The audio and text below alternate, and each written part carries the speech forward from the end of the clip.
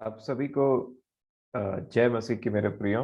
मैं परमेश्वर पिता के नाम से, प्रभु यीशु मसीह के नाम से आप सभी का स्वागत करता हूं। आपको सलाम कहता हूं। प्रेम नमस्कार मेरा ग्रहण हो आप सभी को। और प्रभु हमारे साथ है और एक बार फिर से परमेश्वर पिता ने अपनी अपार दया को हम पर प्रकट किया है कि हम और मैं और आप प्रभु के प्रिय और एक दूसरे के प्रिय भी हम यहाँ पे मिल पाते हैं, एक दूसरे को देख सुन सकते हैं। इसलिए मैं परमेश्वर पिता का प्रभु यीशु मसीह के नाम से धन्यवाद देता हूँ। मैं निश्चय जानता हूँ कि आप सभी के जीवन में प्रभु ने कुछ ना कुछ गवाही दे करके रखा है, हमें जिंदों के बीच में रखा, भला चंगा रखा, अच्छे से रखा और आत्मिक भोजन से तृप्त करते हैं वो। इसलिए मैं परमेश्वर पिता का प्रभु यीशु मसीह के नाम से धन्यवाद देता हूँ। मैं इससे पहले कि वचन में हम जाएं, मैं कुछ बातों को रखना चाहता हूं। और पहला ये कि मैं धन्यवाद देता हूं अपने उन प्रियों के लिए जो प्रार्थना करते हैं, एक दूसरे के लिए प्रार्थना करते हैं और उनका जीवन प्रार्थना में जीवन है। और ये जो मीटिंग हमारा सफल हो पाता है, परमेश्वर पिता ने दिखाया मुझे कि हमारे प्रिय लगातार प्रार्थना करते रहते हैं एक दूसरे के लिए। और ये जो वचन यहाँ पे, वचन भले मैं आपके सामने में रख पाता हूँ, खासकर जो नए लोग जुड़ते हैं और जो कहीं से सुन करके, कहीं से देख करके, यूट्यूब से आ करके आते हैं, देख करके मैं उनका स्वागत करता हूं। पर मैं आपको बताना चाहूंगा, ये सिर्फ मैं नहीं हूं मेरे प्रिय, ये मेरे पीछे मेरा परिवार है। ये प्रभु के वो लोग हैं जो मेरे लिए प्रार्थना करते हैं, इस मीटिंग के लिए प्रार्थना करते हैं, ताकि जो परमेश्वर वचन देते हैं वो वचन आपके जीवन में कार्य करने वाला हो सके। और इसीलिए मैं अपने प्रियों का भी हृदय दिल से धन्यवाद देता हूं जो निरंतर प्रार्थना करते हैं। और आपसे निवेदन करूंगा कि इन विषयों के लिए जो वचन परमेश्वर पिता मुझे देते हैं और आपको और मुझे देते हैं, उनके लिए आप निरंतर प्रार्थना करते रहें। मेरे लिए निरंतर प्रार्थना करते रहें। मुझे प्रार्थना की आवश्यकता है ताकि मैं परमेश्वर पिता के कलाम को सही सही और उनके इच्छा के अनुसार आप सभी के सामने में रख सकूं। प्रार्थना में बहुत शक्ति और बहुत सामर्थ्य है। और इसीलिए मैं आपसे निवेदन करना चाहूंगा कि आप लगातार जो आप प्रार्थना कर रहे हैं उसका बहुत असर हो रहा है, उसका बहुत फल ला रहा है वो प्रार्थना। परमेश्वर पिता हमारे प्रार्थनाओं को सुन रहे हैं। इसलिए आपसे निवेदन यही रहेगा मेरा कि आप निरंतर मुझे और हम एक दूसरे को प्रार्थनाओं में उठाते रहें, एक दूसरे के लिए प्रार्थना करते रहें। और जो परमेश्वर पिता का जीवित कलाम है वो उनकी इच्छा से हमारे जरूरतों के अनुसार हम तक पहुंचने पाए। इसीलिए मैं धन्यवाद भी करता हूं और सेम टाइम में आपसे निवेदन भी करता हूं कि आप सब, हम सब एक दूसरे के लिए प्रार्थना करते रहें। मेरे लिए भी प्रार्थना करें कि मैं परमेश्वर पिता का वचन, जैसे मैंने आपसे निवेदन किया, मन की सिधाई और उनकी इच्छा के अनुसार में रख सकूं। और मैं आपको एनकरेज करना चाहता हूं कि वचन बोलने ही वाला कुछ नहीं होना होता है, क्योंकि ये कलीसिया है और प्रभु यीशु मसीह ने हमें समझाया है कि कलीसिया एक बॉडी के समान काम करता है। और इस कलीसिया में हर किसी व्यक्ति का अलग अलग रोल है, अलग अलग रोल है। और जिस प्रकार अगर हाथ अपना काम करे, दोनों हाथ भी काम करे, परंतु एक पैर भी काम करे, परंतु दूसरा भी पैर काम करे, पर एक अंगूठा अगर अपना काम नहीं कर पा रहा तो उसको अपाहिज बोला जाता है। इसीलिए मैं आपसे निवेदन करूंगा, हम सब मिल करके परमेश्वर पिता की आराधना करें और उनके चरणों में उपस्थित हों और एक दूसरे को संभालें, एक दूसरे के लिए आनंदित हों और एक दूसरे को प्रार्थना में जरूर उठाते रहें। एक बार फिर से आप सबों को जय मसीह की, आप सबों का स्वागत है। वचन में जाने से पहले सहायता के लिए परमेश्वर पिता से हम प्रार्थना करेंगे। सर्वशक्तिमान पिता परमेश्वर, बड़े आदर और इज्जत के साथ में, बड़े दीनता के साथ में आपके चरणों में प्रभु यीशु मसीह के नाम से आते हैं। धन्यवाद देते हैं क्योंकि आपने बिना मांगे ही हमें बहुत सारी आशीषों को दिया। धन्यवाद देते हैं कि आपने हम पर अनुग्रह किया कि आज का दिन हम देखें, आपकी दया, आपकी इच्छा में जीवित रहें, आपके कलाम से सीखें, आपके वचनों से सीखें और आपकी दया में, आपके अनुग्रह में अपना जीवन व्यतीत करने वाले हो सकें। इस सुंदर समय को आपने दिया, मैं आपके नाम का धन्यवाद देता हूँ। प्रेमी पिताजी, आज का वचन जो हमारे बीच में बोया जाएगा आपके आत्मा के थ्रू, आप दया करें कि हमारा विश्वास हो इन पर और हमारा पूरा ध्यान आपके पवित्र वचनों पर हो, ताकि आज जिस विषय में आप चाहते हैं कि हम मन फिराएं और उन स्वर्गीय स्वर्ग के लिए तैयार हो जाएं, प्रेमी पिताजी, उसमें आप हमारी सहायता करें कि हम इन बातों को भली भांति सीख सकें और जो भी बातें हमारे जीवन में पाई जाती हैं आपके वचन के विपरीत, उसके लिए मन फिराएं प्रेमी पिताजी, क्योंकि आज आपकी इच्छा प्रभु यीशु मसीह में हमारे जीवन के लिए यही है। प्रेमी पिताजी, सुनने वाले और बोलने वाले की सहायता करें। पूरे एनवायरनमेंट को मैं आपके हाथ में सौंपता हूं और इंटरनेट के कनेक्शंस के लिए प्रार्थना करता हूं खुदावन बाप, कि जहां कहीं भी मेरे प्रिय, आपके प्रिय जुड़े हुए हैं इस मीटिंग में, उनके कनेक्शंस को, इंटरनेट कनेक्शंस को आप स्टेबल रखें। इसके लिए मैं विनती करता हूँ। छोटी को आप चंगाई प्रदान कर रहे हैं, इसके लिए मैं आपका धन्यवाद देता हूँ। प्रार्थना आपने सुना है, इसके लिए भी मैं आपका धन्यवाद देता हूँ प्रेम पिताजी। प्रभु यीशु मसीह के नाम से मांगता हूँ, आमीन।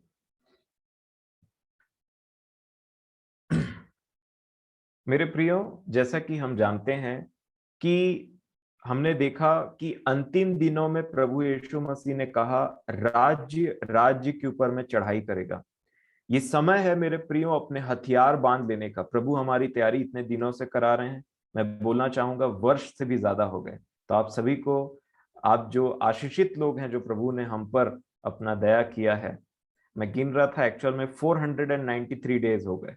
हमने 23 अप्रैल से स्टार्ट किया था ये मीटिंग, और इसीलिए मैं परमेश्वर पिता का धन्यवाद देता हूँ इन विषयों के लिए। और मैं देख रहा था कि कोई भी काम परमेश्वर पिता बिना पर्पस के नहीं करते हैं। और ये जो हमारा वचन से तैयारी चल रहा है, वो इस बात की तैयारी है मेरे प्रियो, कि परमेश्वर के राज्य में जब हम एंटर करते हैं तो हमारा अपने आप शैतान के राज्य से लड़ाई स्टार्ट हो जाता है। और शैतान का राज्य जो है वो मांस और लहू का नहीं है, परंतु आत्मिक सेनाएं हैं उसकी भी। इसीलिए जब परमेश्वर पिता मुझे और आपको अपने किंगडम में लाते हैं, अपने राज्य में शामिल कर लेते हैं, तो ये किंगडम का जो परमेश्वर पिता का है, शैतान के राज्य से अपने आप लड़ाई छिड़ जाता है। और जब हम परमेश्वर पिता के राज्य में शामिल होते हैं, तब तक उनके वचनों को लेकर के अपने जीवन को सुधार करके हम उस राज्य में और ज्यादा बलवंत सिपाही के समान बनते चले जाते हैं। और तभी हम, जब लड़ाई होता है, तो उस दुष्ट की सेना के ऊपर में प्रबल हो पाते हैं, क्योंकि परमेश्वर पिता हमें बलवंत करते रहते हैं, हमारी ट्रेनिंग चलते रहती। जिस प्रकार की सिपाहियों की ट्रेनिंग होती है और बिना ट्रेनिंग के लड़ाई में नहीं भेजा जाता, दिखाया जाता है कि लड़ाई कैसे होता है, समझाया जाता है, सिखाया जाता है, परंतु बहुत ही एक वास्ट ट्रेनिंग प्रोसेस के बाद में उस सिपाही को लड़ाई के लिए भेजा जाता है। उसी प्रकार से आप देख सकते हैं कि परमेश्वर पिता हमें इक्विप्ड कर रहे हैं, तैयार कर रहे हैं कि किस प्रकार से हम उस शैतानी राज्य से लड़ाई करें और यहीं पे जयवंत हो जाएं, ताकि हम यहीं पे स्वर्गीय कहलाएं और परमेश्वर पिता के वारिस कहलाएं। और इसीलिए ये जो अंतिम समय है, इसके लिए यीशु मसीह ने कहा कि राज्य राज्य के ऊपर में चढ़ाई करेगा। और जब हम राज्य की बात करते हैं और स्वर्गीय राज्य की बात करते हैं, तो मैं और आप भली भांति जानते हैं कि एक आत्मिक राज्य है, मतलब दो आत्मिक राज्य है, और एक आत्मिक राज्य में हम आते हैं, और जब चढ़ाई करने की बारी आती है तो हमें बलवंत होना पड़ता है। और इसीलिए जब ये बात परमेश्वर पिता के राज्य की है, तो यहाँ पे यही वही लोग इन बात को समझते हैं, और वही उन्हीं की लड़ाई चलते रहती है जिनको प्रभु उन पर प्रकट करते हैं, और वो आत्मिक बनते चले जाते हैं। और इसीलिए यहाँ पे एक बात क्लियर कट रोमियो की पत्री में, जैसे हम पिछले दिनों देख रहे थे, उसके 8 अध्याय के 12 वचन से मैं आपके सामने में पढ़ूंगा।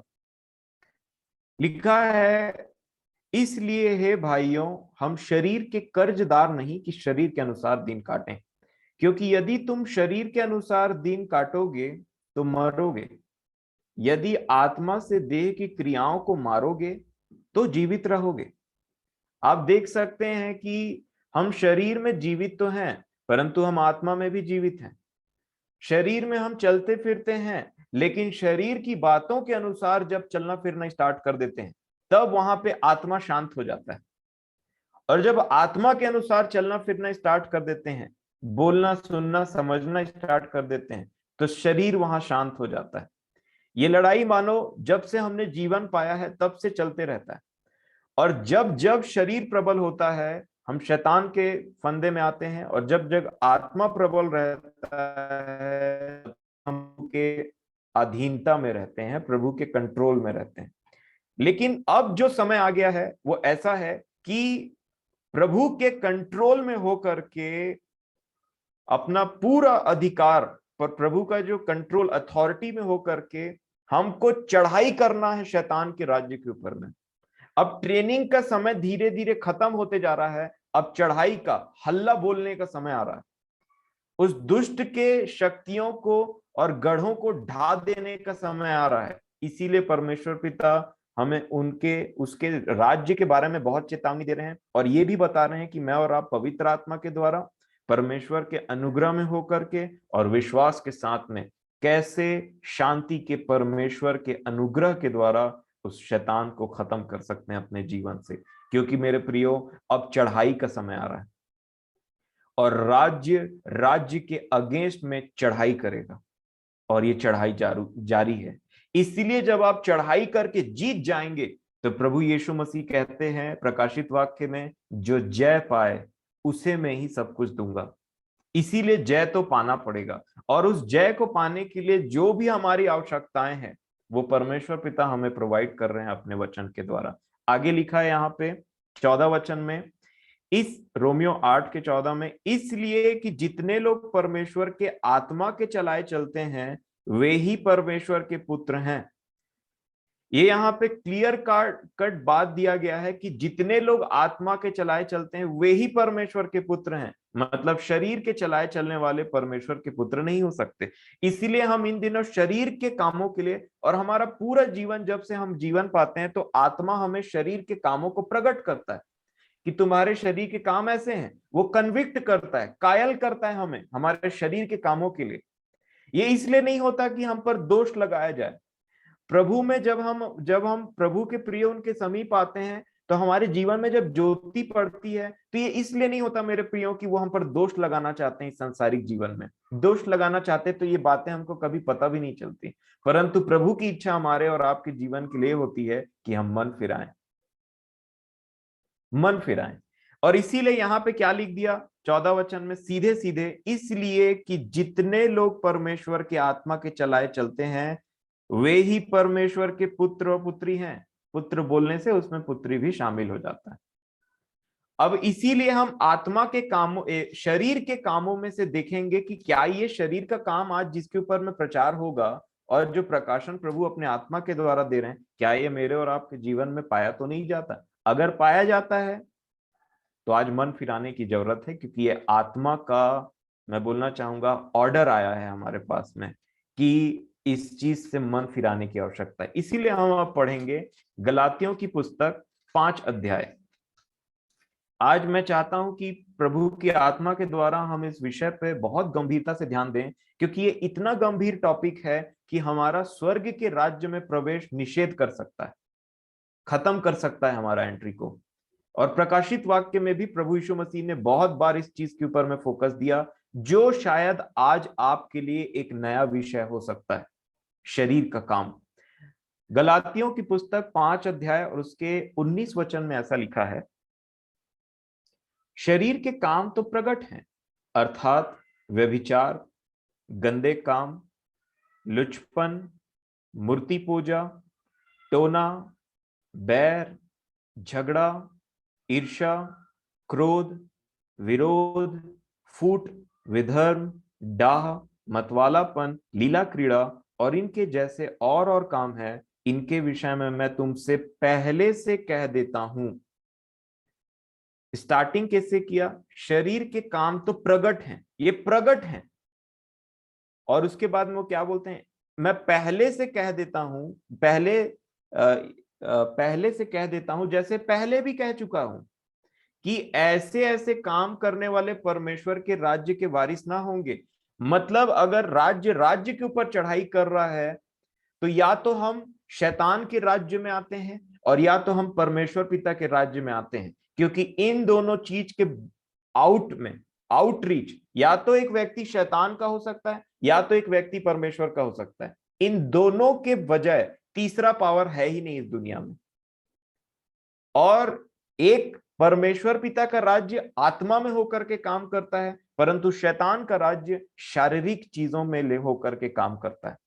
इसीलिए शारीरिक मनुष्य कभी परमेश्वर पिता के बातों को समझ नहीं पाता है, और इसलिए जो शरीर में है वो कभी परमेश्वर पिता को प्रसन्न नहीं कर पाते हैं, क्योंकि वो शैतान के राज्य में है।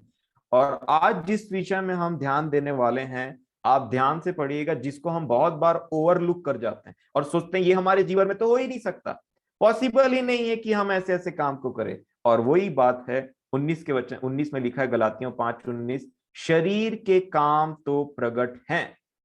अब देखिए क्या लिखा है, अर्थात व्यभिचार। हमने बहुत बातों को व्यभिचार के अंदर में देखा है।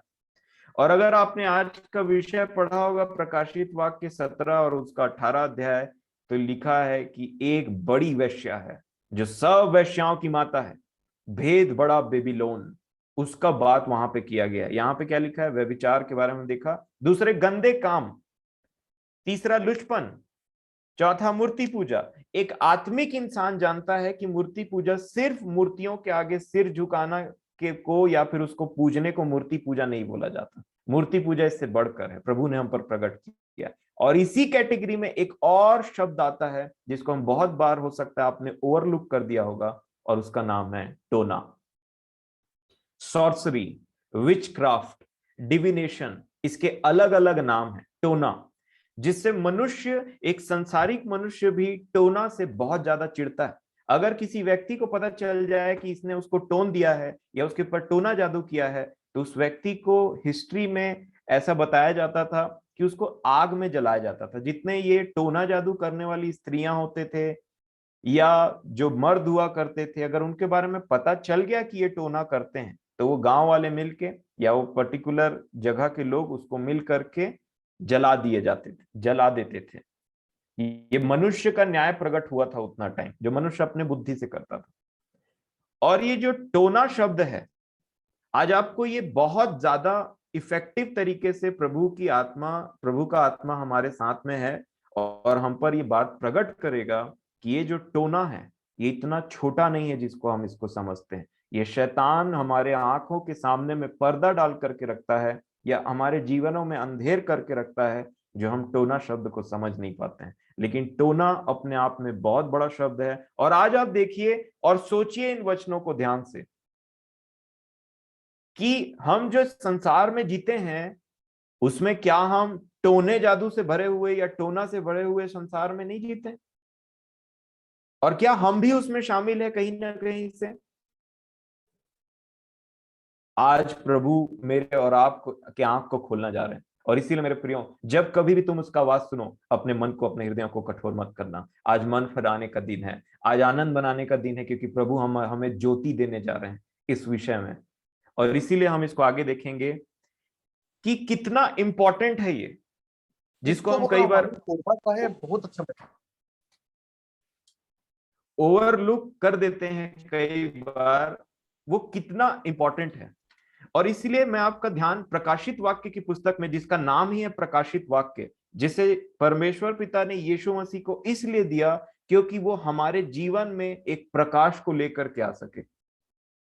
और प्रकाशित वाक्य की पुस्तक में प्रभु यीशु मसीह कई बार अपने आत्मा के द्वारा, मेरे प्रियो, इन बातों को बताते हैं कि टोना करने वाले परमेश्वर के राज्य के वारिस नहीं होंगे। पर प्रकाशित वाक्य की पुस्तक अगर आप 21 अध्याय निकालें, 21 अध्याय, तो देखिए यहां पे क्या लिखा है। प्रकाशित वाक्य की पुस्तक 21 अध्याय और 8 वचन, जो लोग बाहर रहेंगे उनके विषय में लिखा है। प्रकाशित वाक्य 21 अध्याय 8 वचन ऐसा लिखा है, परंतु डरपोकों और अविश्वासियों और घिनौनों और हत्यारों और व्यभिचारियों और टोन्हों और टोन्हों और मूर्ति पूजकों और सब झूठों का भाग उस झील में मिलेगा जो आग और गंधक से जलती रहती है। यह दूसरी मृत्यु है। ध्यान देंगे मेरे प्रियो, जब जब प्रभु यहां पे प्रभु का वचन ना टोन्हा बोलता है, मूर्ति पूजा बोलता है, उसके साथ में झूठ लगाता है। अब देखिए यहां पे क्या लिखा है, मैं फिर से पढ़ूंगा 8 को। परंतु डरपोकों और अविश्वासियों और घिनौनों और हत्यारों और व्यभिचारियों और टोन्हों और मूर्ति पूजकों, टोन्हे, मूर्ति पूजा और फिर झूठ, आप इस बात को थोड़ा ध्यान देंगे, सब झूठ का भाग उस झील में मिलेगा। अब आ जाएंगे 22 अध्याय में, इसी का 22 अध्याय, प्रकाशित वाक्य 22 अध्याय और 14 और 15 वचन। यहां इस प्रकार लिखा है, प्रभु बोलते हैं, धन्य है वे जो अपना वस्त्र धो लेते हैं, क्योंकि उन्हें जीवन के वृक्ष के पास आने का अधिकार मिलेगा और वे फाटकों से होकर नगर में प्रवेश करेंगे। ये तो धन्य कैटेगरी है। लेकिन 15 वचन में क्या लिखा है, पर कुत्ते और टोन्हे और व्यभिचारी और हत्यारे और मूर्ति पूजक और हर एक झूठ का चाहने वाला और गढ़ने वाला, फिर आया मूर्ति पूजा के साथ झूठ, टोना के साथ झूठ, इसका चाहने वाला और गढ़ने वाला बाहर रहेगा। तो सोचिए, अगर प्रभु यीशु मसीह मेरे और आपको प्रकाशित वाक्य की पुस्तक में लिखते हुए ये बोलते हैं कि ये प्रकाशित वाक्य की पुस्तक को जो पढ़ेगा वो आशीषित होगा, और उसमें उन बातों को लिखते हैं जिनमें अंत के टाइम में बातों का लेवल बहुत ज्यादा बढ़ जाएगा, उसमें से एक टोना है मेरे प्रियो, उसमें से एक टोना है। और इसी बात को पौलुस के ऊपर प्रकट किया था प्रभु ने अपने आत्मा के द्वारा, और पौलुस ने कहा कि शरीर के काम तो प्रकट हैं, और उन्होंने भी टोन्हा का नाम लिया। और आज मैं और आप देखने जाएंगे कि टोन्हा क्या है, कितने हद तक इस संसार में फैला हुआ है, और हम कितने हद तक उसमें फंसे हुए हैं, जिससे हमको मन फिराने की आवश्यकता है। और इसीलिए मैं आपसे निवेदन करूंगा कि टोन्हे को समझने के लिए इसके जड़ में समझा जाए कि परमेश्वर पिता जब इजरायली लोगों को टोन्हा के बारे में बता रहे थे तो उन्होंने कहा, क्या कहा। अगर आप व्यवस्था विवरण की पुस्तक उसका 18 अध्याय निकालेंगे तो यहां परमेश्वर पिता ने इनको आज्ञा दिया था, क्योंकि परमेश्वर पिता सब जानने वाले परमेश्वर पिता हैं और वो जानते थे कि ऐसा होगा। और व्यवस्था विवरण की पुस्तक 18 अध्याय और 9 वचन को अगर आप मेरे साथ में निकालेंगे तो मैं पढ़ूंगा और आप जरूर इन वचनों को साथ साथ में देखते चले जाएंगे। व्यवस्था विवरण की पुस्तक 18 अध्याय उसका 9 वचन लिखा है, जब तू उस देश में पहुंचे जो तेरा परमेश्वर यहोवा तुझे देता है, तब वहां की जातियों के अनुसार घिनौने काम करना न सीखना। इस वचन को पैराफ्रेज करते हुए आप नए नियम में समझ सकते हैं कि पौलुस बोलते हैं कि संसार के सदृश न बनो, परंतु तुम्हारे मन के बदलने से तुम्हारा चाल चलन भी बदलता चला जाए। इस संसार, और यहां परमेश्वर पिता क्या बोलते हैं, वहां की जातियों के अनुसार घिनौना काम करना ना सीखना।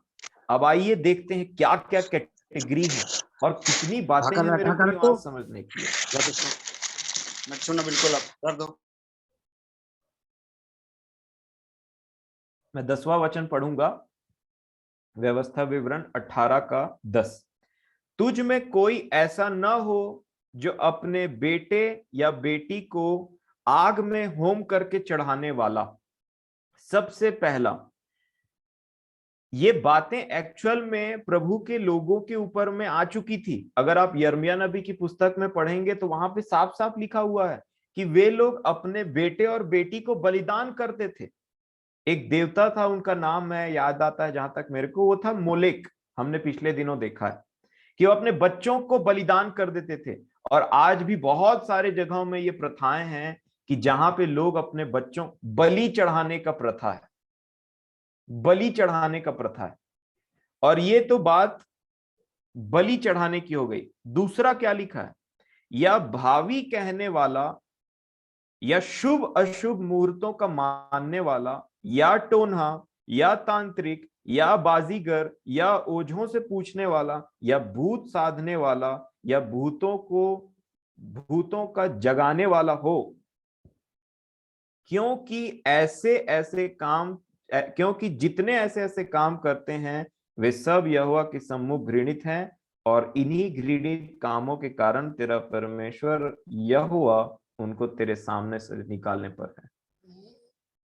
यहाँ पे लिखा है कि लोग बलिदान चढ़ाते थे। अब बड़ा बलिदान चढ़ाने के लिए मना किया परमेश्वर पिता ने। दूसरा कैटेगरी क्या लिखा है? भावी कहने वाला। अगर आप टेलीविजन को, जब मैं कभी टीवी कहीं पे दिख गया, ऐसे तो मेरी आदत नहीं है टीवी देखने की, मेरे पास में टीवी है भी नहीं, और प्रभु की दया से जो टीवी में नॉनसेंस चीज आते हैं उसको मैंने देखना बहुत पहले से छोड़ दिया है। और इसीलिए टेलीविजन जब आप देखते हैं, चाहे आप न्यूज देख रहे हो चाहे स्पोर्ट्स देख रहे हो, आप पर्टिकुलर रहे मेरे प्रियो कि आप क्या देखते हैं। मैं आपको किसी चीज के लिए व्यवस्था नहीं देना चाहता यहाँ कि आप टेलीविजन मत देखिए, ऐसा मत करिए, वैसा नहीं, परंतु मैं आपको, क्योंकि आप स्वतंत्र हैं हर चीजों में, और जो पवित्र आत्मा मेरे और आपके साथ में है तो वो स्वतंत्रता का आत्मा है, लेकिन अच्छे चीजों के लिए। जब आप टेलीविजन देखेंगे तो आप ध्यान देंगे, चलिए टेलीविजन से भी पहले स्टार्ट करते हैं। जब एक इंसान सुबह अपने जीवन में उठता है तो कई लोगों का आदत है न्यूज़पेपर आता है घर में, और न्यूज़पेपर को खोल करके देखते हैं तो उसमें एक पृष्ठ रहता है जिसमें बताया जाता है ये राशि है और ये आपके जीवन में ऐसा घटना घटने वाला है, इस हफ्ते के लिए आपका भविष्य ये है। तो ये सब बातें जब तक हम, एक इंसान आत्मा में जीवित रहता है वो इनसे घृणा करता है, परंतु शरीर में जीवित रहने वाला इंसान का इनके प्रति एक लगाव हो जाता है। उसको पता रहता है कि उसकी राशि क्या है, और राशि जानते हुए भी वो जब उस पृष्ठभूमि को पलटते रहता है तो अपने आप सोचता है कि मेरी राशि तो ये है, थोड़ा देख लिया जाए कि क्या लिखा हुआ है। और उसमें से गलती से अगर एक दो बात सही निकल गई तो उसके बाद वो इंसान एक और स्टेप आगे बढ़ता है और वो टेलीविजन ऑन करता है। उसमें भी बकायदा सुबह सुबह बताते रहता है, एक पंडित बैठे रहता है, या उसको ज्योतिष बोल लीजिए, एस्ट्रोलॉजर बोल लीजिए, वो बताते रहेगा। कोई लोग कार्ड खोलते रहते हैं, कोई बताते रहते हैं आपको इस दिन धन प्राप्ति होगी, आपके लिए वेडनेसडे अच्छा है, आपके लिए थर्सडे अच्छा नहीं है। और इंसान फिर उस भय के चलते उसी को समझ करके कि मेरे लिए सच में वेडनेसडे अच्छा है, थर्सडे अच्छा नहीं है, घर में खिड़की यहां होना चाहिए, और काली बिल्ली पार हो जाए तो उसके बाद में कहीं और नहीं पार होना चाहिए, घर में मिरर टूट जाए तो बहुत ज्यादा अशुभ। परमेश्वर पिता ने इन सारी बातों के लिए मना करके रखा है। तो आप देख लीजिए, टोना जादू एक्चुअल में हमारे टेलीविजन से एक चैनल दूर है। और आप मिलाइएगा कि टोना जादू के हम कितने करीब जीवन बिताते रहते हैं। तो जितने राशि, भविष्य, कुंडली और ऐसे ऐसे काम को करते हैं या पूछते हैं कि क्या होगा आगे, क्योंकि भविष्य की जानकारी बहुत ही लुभावनी लगती है।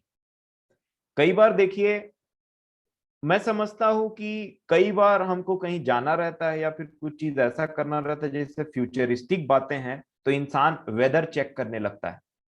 मंडे को पानी गिर रहा है कि नहीं गिर रहा है, ट्यूसडे को पानी दिखा रहा है कि नहीं दिखा रहा है।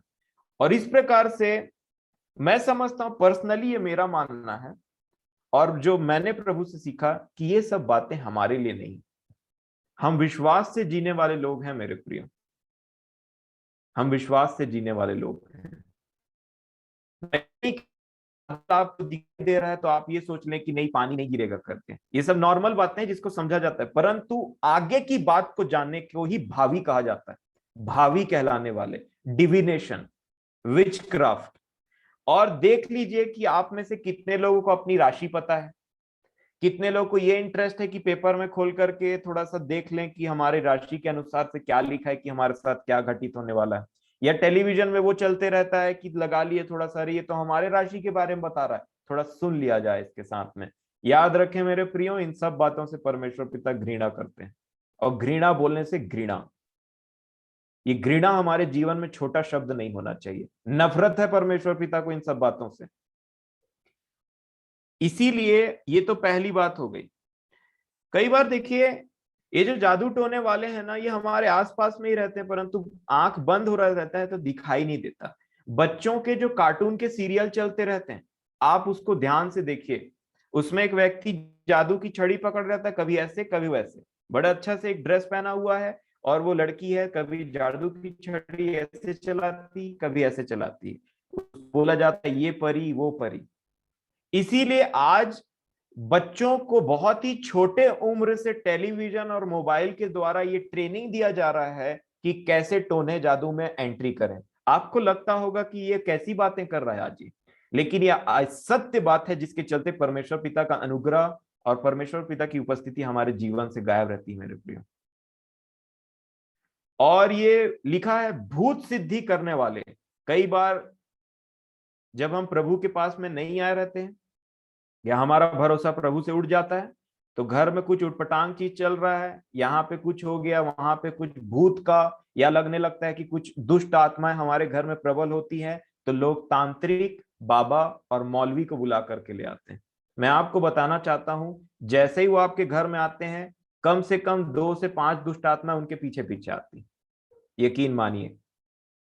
और इस प्रकार से जब कोई व्यक्ति उनका वो लेता है, तो जितने बार आपके घर में आएगा, जहां कहीं छुआ वहां 1-2 दुष्ट आत्मा छोड़ करके जाएगा। ये आप गारंटी के साथ में लिख करके ले लीजिए। और इसलिए जिस चीज से हम छुटकारा पाने की कोशिश करते हैं, उसी में और ज्यादा धंसते चले जाते हैं, क्योंकि हमने सर्वशक्तिमान परमेश्वर पिता की आज्ञा को नहीं माना। वो कहते हैं कि हाय उस व्यक्ति पर जो मनुष्यों पर आसरा रखता है। ये परमेश्वर का कर्ज अपने आप हमारे जीवन में आने लगता है। इसीलिए आज मन फिराने की जरूरत है। अगर पास्ट में भी ये काम हुए हैं हमारे जीवन में और आपने इन बातों से मन नहीं फिराया है, मैं आपको बताना चाहता हूं कोई दुष्ट आत्मा कार्य कर रहा है, ऑलरेडी वो वर्क में है मेरे प्रियो। अगर पेपर में अपना भविष्य देखा, कुंडली बनवाया, वो सब चीजों को फाड़ करके फेंक दीजिए अपने घर से। वो चीजें हमारे घर को अशुद्ध बनाने का काम करती। कोई तांत्रिक, कोई बाबा, कोई जड़ी बूटी, कोई ताबीज, कोई कुछ तो कुछ, सब बातों को बोलिए और मन फिराइए। और हमें आज एक बात को प्रोक्लेम करने की जरूरत है कि यीशु मसीह के लहू से हम सारे कर्सेस से आजाद हैं। नहीं तो वो दुष्ट आत्माएं आपका पीछा नहीं छोड़ेंगी, नहीं छोड़ेंगी वो दुष्ट आत्माएं आपका पीछे। इसीलिए बहुत सारे लोग परेशान रहते हैं अपने जीवन में इन बातों से। लिखा है, और इसके बाद में मैं आगे दिखाना चाहूंगा आपको, शुभ अशुभ मुहूर्तों का मानने वाला, बड़ा फेमस है भारत के कल्चर में। कई बार ऐसा भी होता है कि सैटरडे के दिन दाढ़ी नहीं बनवाना अशुभ होता है, कांच का टूट जाना अशुभ होता है, बिल्ली का पार हो जाना अशुभ होता है। एक दिन है, ये मेरा लकी डे है। जहां ये लकी वाली बात आई, जहां ये वाली बात आती है, वो एक्चुअल में हमें उस प्रकार से उन चीजों को नहीं मानना है। ये शुभ और अशुभ मुहूर्त कुछ भी नहीं होता है, और खासकर विश्वासियों के लिए तो कुछ भी नहीं होना चाहिए। इसीलिए आपके जीवन में आप चेक करते चले जाइए, हमको आज कितनी बातों से मन फिराने की आवश्यकता है। शुभ और अशुभ मुहूर्तों का मानने वाला। और फिर लिखा है या टोन्हा या तांत्रिक।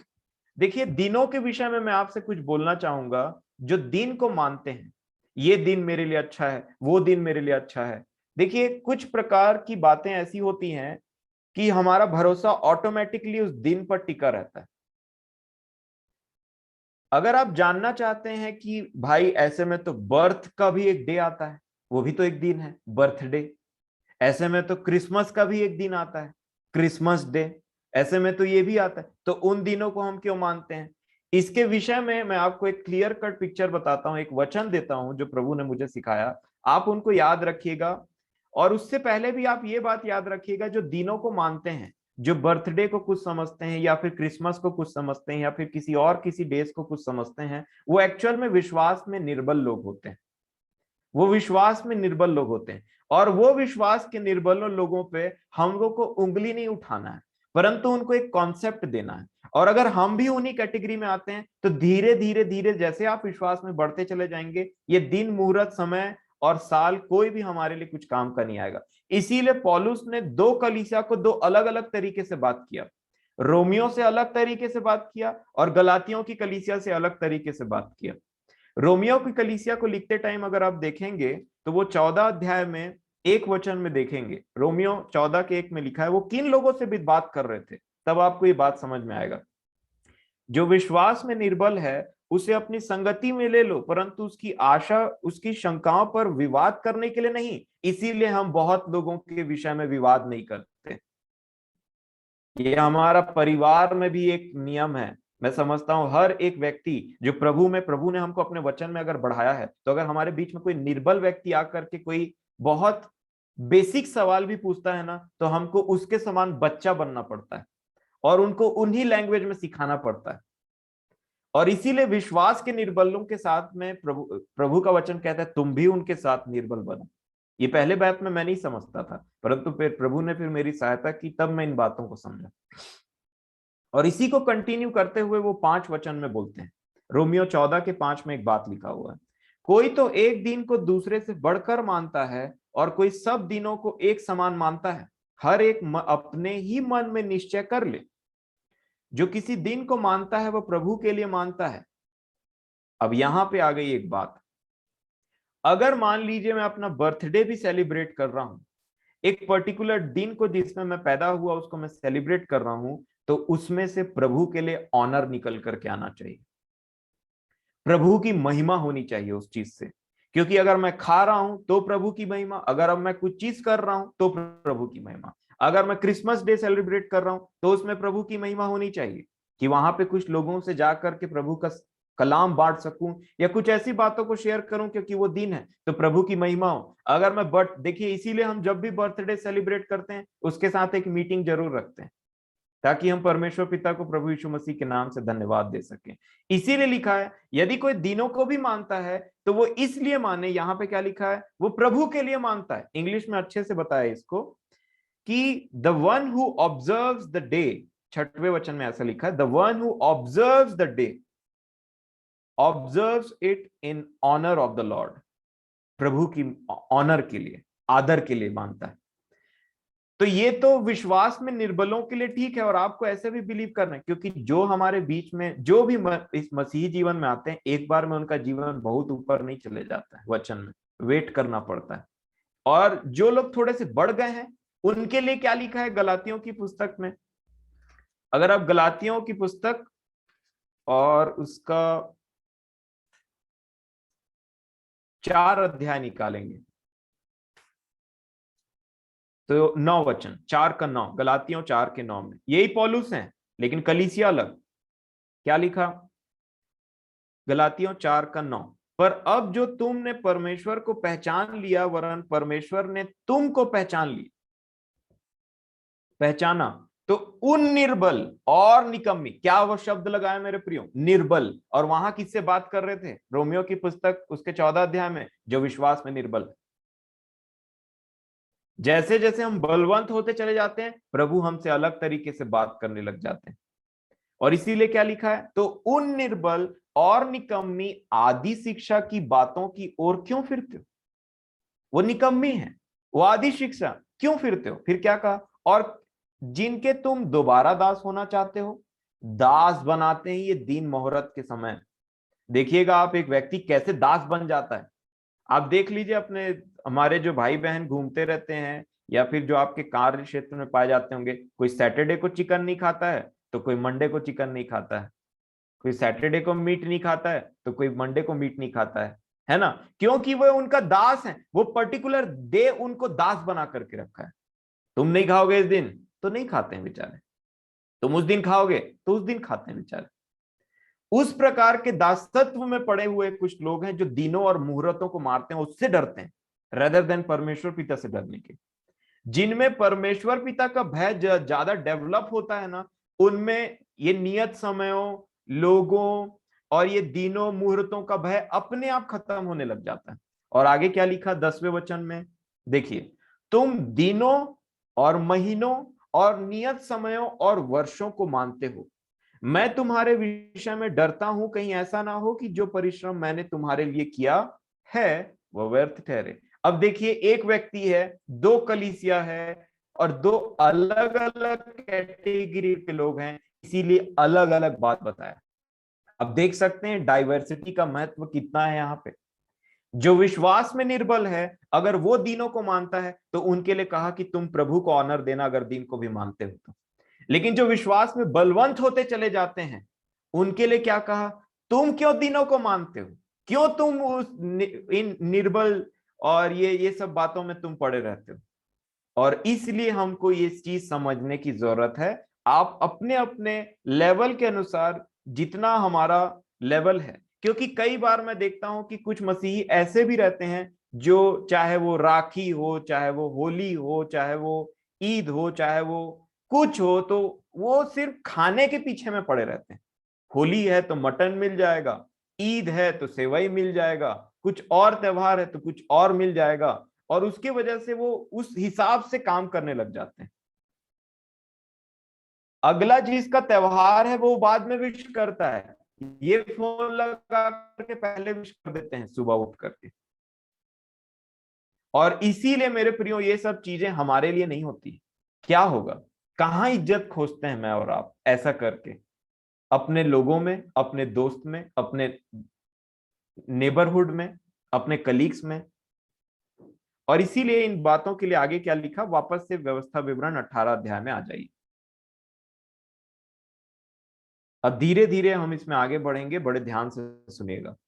व्यवस्था विवरण 18 अध्याय 10 वचन में, शुभ और अशुभ मुहूर्तों के मानने वाले तक हो गया। फिर लिखा है या टोन्हा, या तांत्रिक, या बाजीगर। बाजीगर का मतलब क्या होता है, चार्मर, जो चार्म हो जिसमें। बाजीगर बोलने से इंग्लिश में क्या लिखा है, और अ चार्मर, है ना। अब देखिए यहां पे क्या है कि अंतिम दिनों में, जैसा कि हमने देखा था, प्रभु ने हम पर यह भी प्रकट किया लूत के दिनों के टाइम को लेकर के, और प्रकाशित वाक्य में भी, अंतिम दिनों में अट्रैक्टिवनेस अपने पीक लेवल में होगा। अट्रैक्शन चीजों, लोगों का, हर चीजों का जो आंख को भाती है वो अपने पीक लेवल पे होगा। और इसीलिए यहां पे क्या लिखा है, टोन्हा, या तांत्रिक, या बाजीगर। बाजीगर का मतलब होता है चार्मर। और अगर आप जरा अपने चारों ओर नजर घुमा करके देखें तो ऐसा चकाचौंध आपने जिंदगी में कभी नहीं देखा होगा। मैं फिर से इस बातों को बोलता हूं, चाहे आप बिल्डिंग्स को देख लें, चाहे आप लोगों के शक्ल और सूरत को देख लें, उनके कपड़े पहनने के तरीके को देख लें, चाहे कार्स को देखने लग जाएं, किस प्रकार के कार आते हैं, किस प्रकार के मोटरसाइकिल आते हैं, किस प्रकार के साइकिल आते हैं, हर, आप फलों को देख लीजिए ना मेरे प्रिय, जो अमरूद इतना बड़ा मिलता था एक टाइम में, आज इतना बड़ा हो गया। तो इंसान पार भी होते रहता है ना गाड़ी चला करके, तो अपने आप रोक देता है, ब्रेक मार देता है वहीं पे, ये तो बड़ा नया चीज दिख रहा है, इसको तो घर ले जाना ही पड़ेगा। अट्रैक्शन बहुत ज्यादा बढ़ गया है, बहुत ज्यादा अट्रैक्शन बढ़ गया। आज एक इंसान इतना ज्यादा अट्रैक्टेड है कि जैसे वो एक मोबाइल खरीदता है, कुछ ही दिन बाद उससे असंतुष्ट होकर के सोचता है वो वाला मोबाइल अच्छा था, ये वाला लैपटॉप खरीदा, वो वाला लैपटॉप अच्छा था। और इसी प्रकार कई बार ड्रेसेस से भी मन नहीं भरता है, ये ड्रेस हो गया, पर कुछ टाइम बाद ऐसे लगता है मेरे पास तो ड्रेस नहीं, तो क्यों ना ड्रेस खरीदा जाए, वो कलर भी होना चाहिए, ये कलर भी होना चाहिए। इस प्रकार से एक इंसान अट्रैक्शन में फंसता है। और इसका सबसे बड़ा, मैं आपको आपके चारों ओर आप इन चीजों को देखिएगा, मोबाइल, मोबाइल के टाइप की बात भी कर रहा हूं मैं, मोबाइल के अंदर के कंटेंट की बात भी कर रहा हूं। आप सोशल मीडिया पे अगर जितने लोग हैं, जितने फेसबुक चलाने वाले हैं, व्हाट्सएप चलाने वाले हैं, इंस्टाग्राम चलाने वाले हैं, और नाना प्रकार की चीजों को, ये जो फेसबुक, ये जो सोशल मीडिया से रिलेटेड बातें हैं, या यूट्यूब की बात करिए, किसी भी चीज की बात, या अपने टेलीविजन की बात कर लीजिए, उसको मैं कैसे छोड़ सकता हूं। उनमें अगर आप खोल करके देखेंगे तो आप आप ध्यान से देखिएगा कि इंसान इंसान के टाइप में नहीं दिखता है।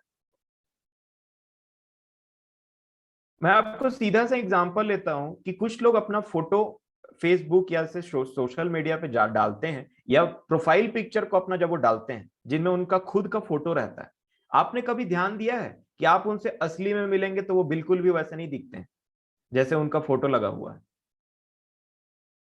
हाँ, इतना एडिटिंग रहता है उसमें इतना लिपाई पोताई रहती है, एक्चुअल में बहुत सारे पिंपल हैं और कलर तो बिल्कुल वैसा भी नहीं। लेकिन जब वो फोटो को डालते हैं तो ऐसे लगेगा कि मानो अंग्रेज हैं या फिर भारत से बिलोंग ही नहीं करते, वो वैसे दिखाई देते हैं वहां पे। और जब आप उनसे एक्चुअल में मिलेंगे तो वो दूसरे रहते हैं। मैं क्या बोलना चाहता हूं यहाँ पे, मैं क्या बोलना चाहता हूं, वो अपने आप को ऐसा प्रकट करते हैं जैसा वो है नहीं, ताकि दूसरों को अट्रैक्ट कर सके, और इसका कोई मतलब नहीं होता है। अपने आप को ऐसा प्रकट करना कि लोग उसको देख करके आपकी तारीफ करें, वाह बोले, आपके शारीरिक जो भी शरीर है, चाहे वो चेहरा हो चाहे बॉडी, उसको देख करके उसकी तारीफ करें। ये पूरा जमाना उसी में लगा हुआ है। वो फोटो, कोई घूमने जा रहा है तो फोटो डाल दिया, कुछ और चीज के कर दिया तो फोटो डाल दिया। अब इसमें दो चीज है, मैं नहीं बोलता कि जो लोग फोटो डालते हैं वो किसी को अट्रैक्ट ही करना चाहते हैं। कई लोग अपनी आइडेंटिटी दिखाने के लिए करते हैं, क्योंकि वही उसका मतलब था, उसी मनसा से वो लाया गया। परंतु कई लोग दूसरे को रिझाने का काम करते हैं, कई लोग दूसरे को अट्रैक्ट करने का काम करते हैं, और इसी को बोलते हैं चार्मर, चार्म कर लेना, किसी को वश में कर लेना। और इसी प्रकार आप देखेंगे, चाहे वो सोशल मीडिया की बात हो, फिर क्या होता है, धीरे से कई लोग उनको गलती से बोल देंगे कि आप तो बड़े अच्छे दिख रहे हो आपके प्रोफाइल फोटो में या स्टेटस में, तो फिर वो उसी चीजों में लगे रहते हैं। ये ज्वेलरी, ये साड़ी, ये शर्ट, ये जितने भी दिखने वाली चीजें हैं, ये सब नाश होने वाला है। मैं विश्वास करता हूं आपने प्रकाशित वाक्य के 17 और 18 अध्याय को ध्यान से पढ़ा है। जब वो बड़ी वैश्या का प्रगटीकरण करता है, जब वो बोलता है तो लग्जरियस लाइफ के बारे में बोलता है। दूसरा किस बारे में बताया, बहुत सारे चीजों के बारे में, मलमल, ये बैंगनी कलर का कपड़ा, सोने चांदी, ये वो सब नाश होने वाले हैं लिखा है, और इन्हीं में मन लगा हुआ है आजकल ज्यादा। चाहे वो ज्वेलरी का डिजाइन हो, चाहे साड़ी हो, चाहे कुछ हो, चाहे कुछ हो। कई बार देखिएगा लोग गाड़ी से जाते रहते हैं, कपड़े को दुकान के बाहर टंगाने का क्या जरूरत है, ताकि अट्रैक्ट किया जाए उससे। तो ब्रेक पर हाथ और पैर अपने आप चले जाए और गाड़ी वहीं रुक जाए। कुछ चीजों को देखिए बाहर में लगा करके रखा गया ताकि इंसान अट्रैक्ट और उससे उस फंदे में पड़े। ये पूरा जमाना वैसे ही काम करता है मेरे प्रियो। और जो इंसान चार्म बोलते हैं ना, बड़ा चार्मिंग है, बड़ी चार्मिंग है, बड़ा खूबसूरत दिख रहा है, बड़ा ये बड़ा वो सब इसलिए लगाया गया है ताकि दूसरे इंसान को अट्रैक्ट कर सके, दूसरे इंसान को अट्रैक्ट कर सके। और इसी को हमें समझना है, क्योंकि गलातियों की पुस्तक में एक शब्द लिखा पौलुस ने, हे निर्बुद्धि गलातियों, तुम्हें किसने मोह लिया।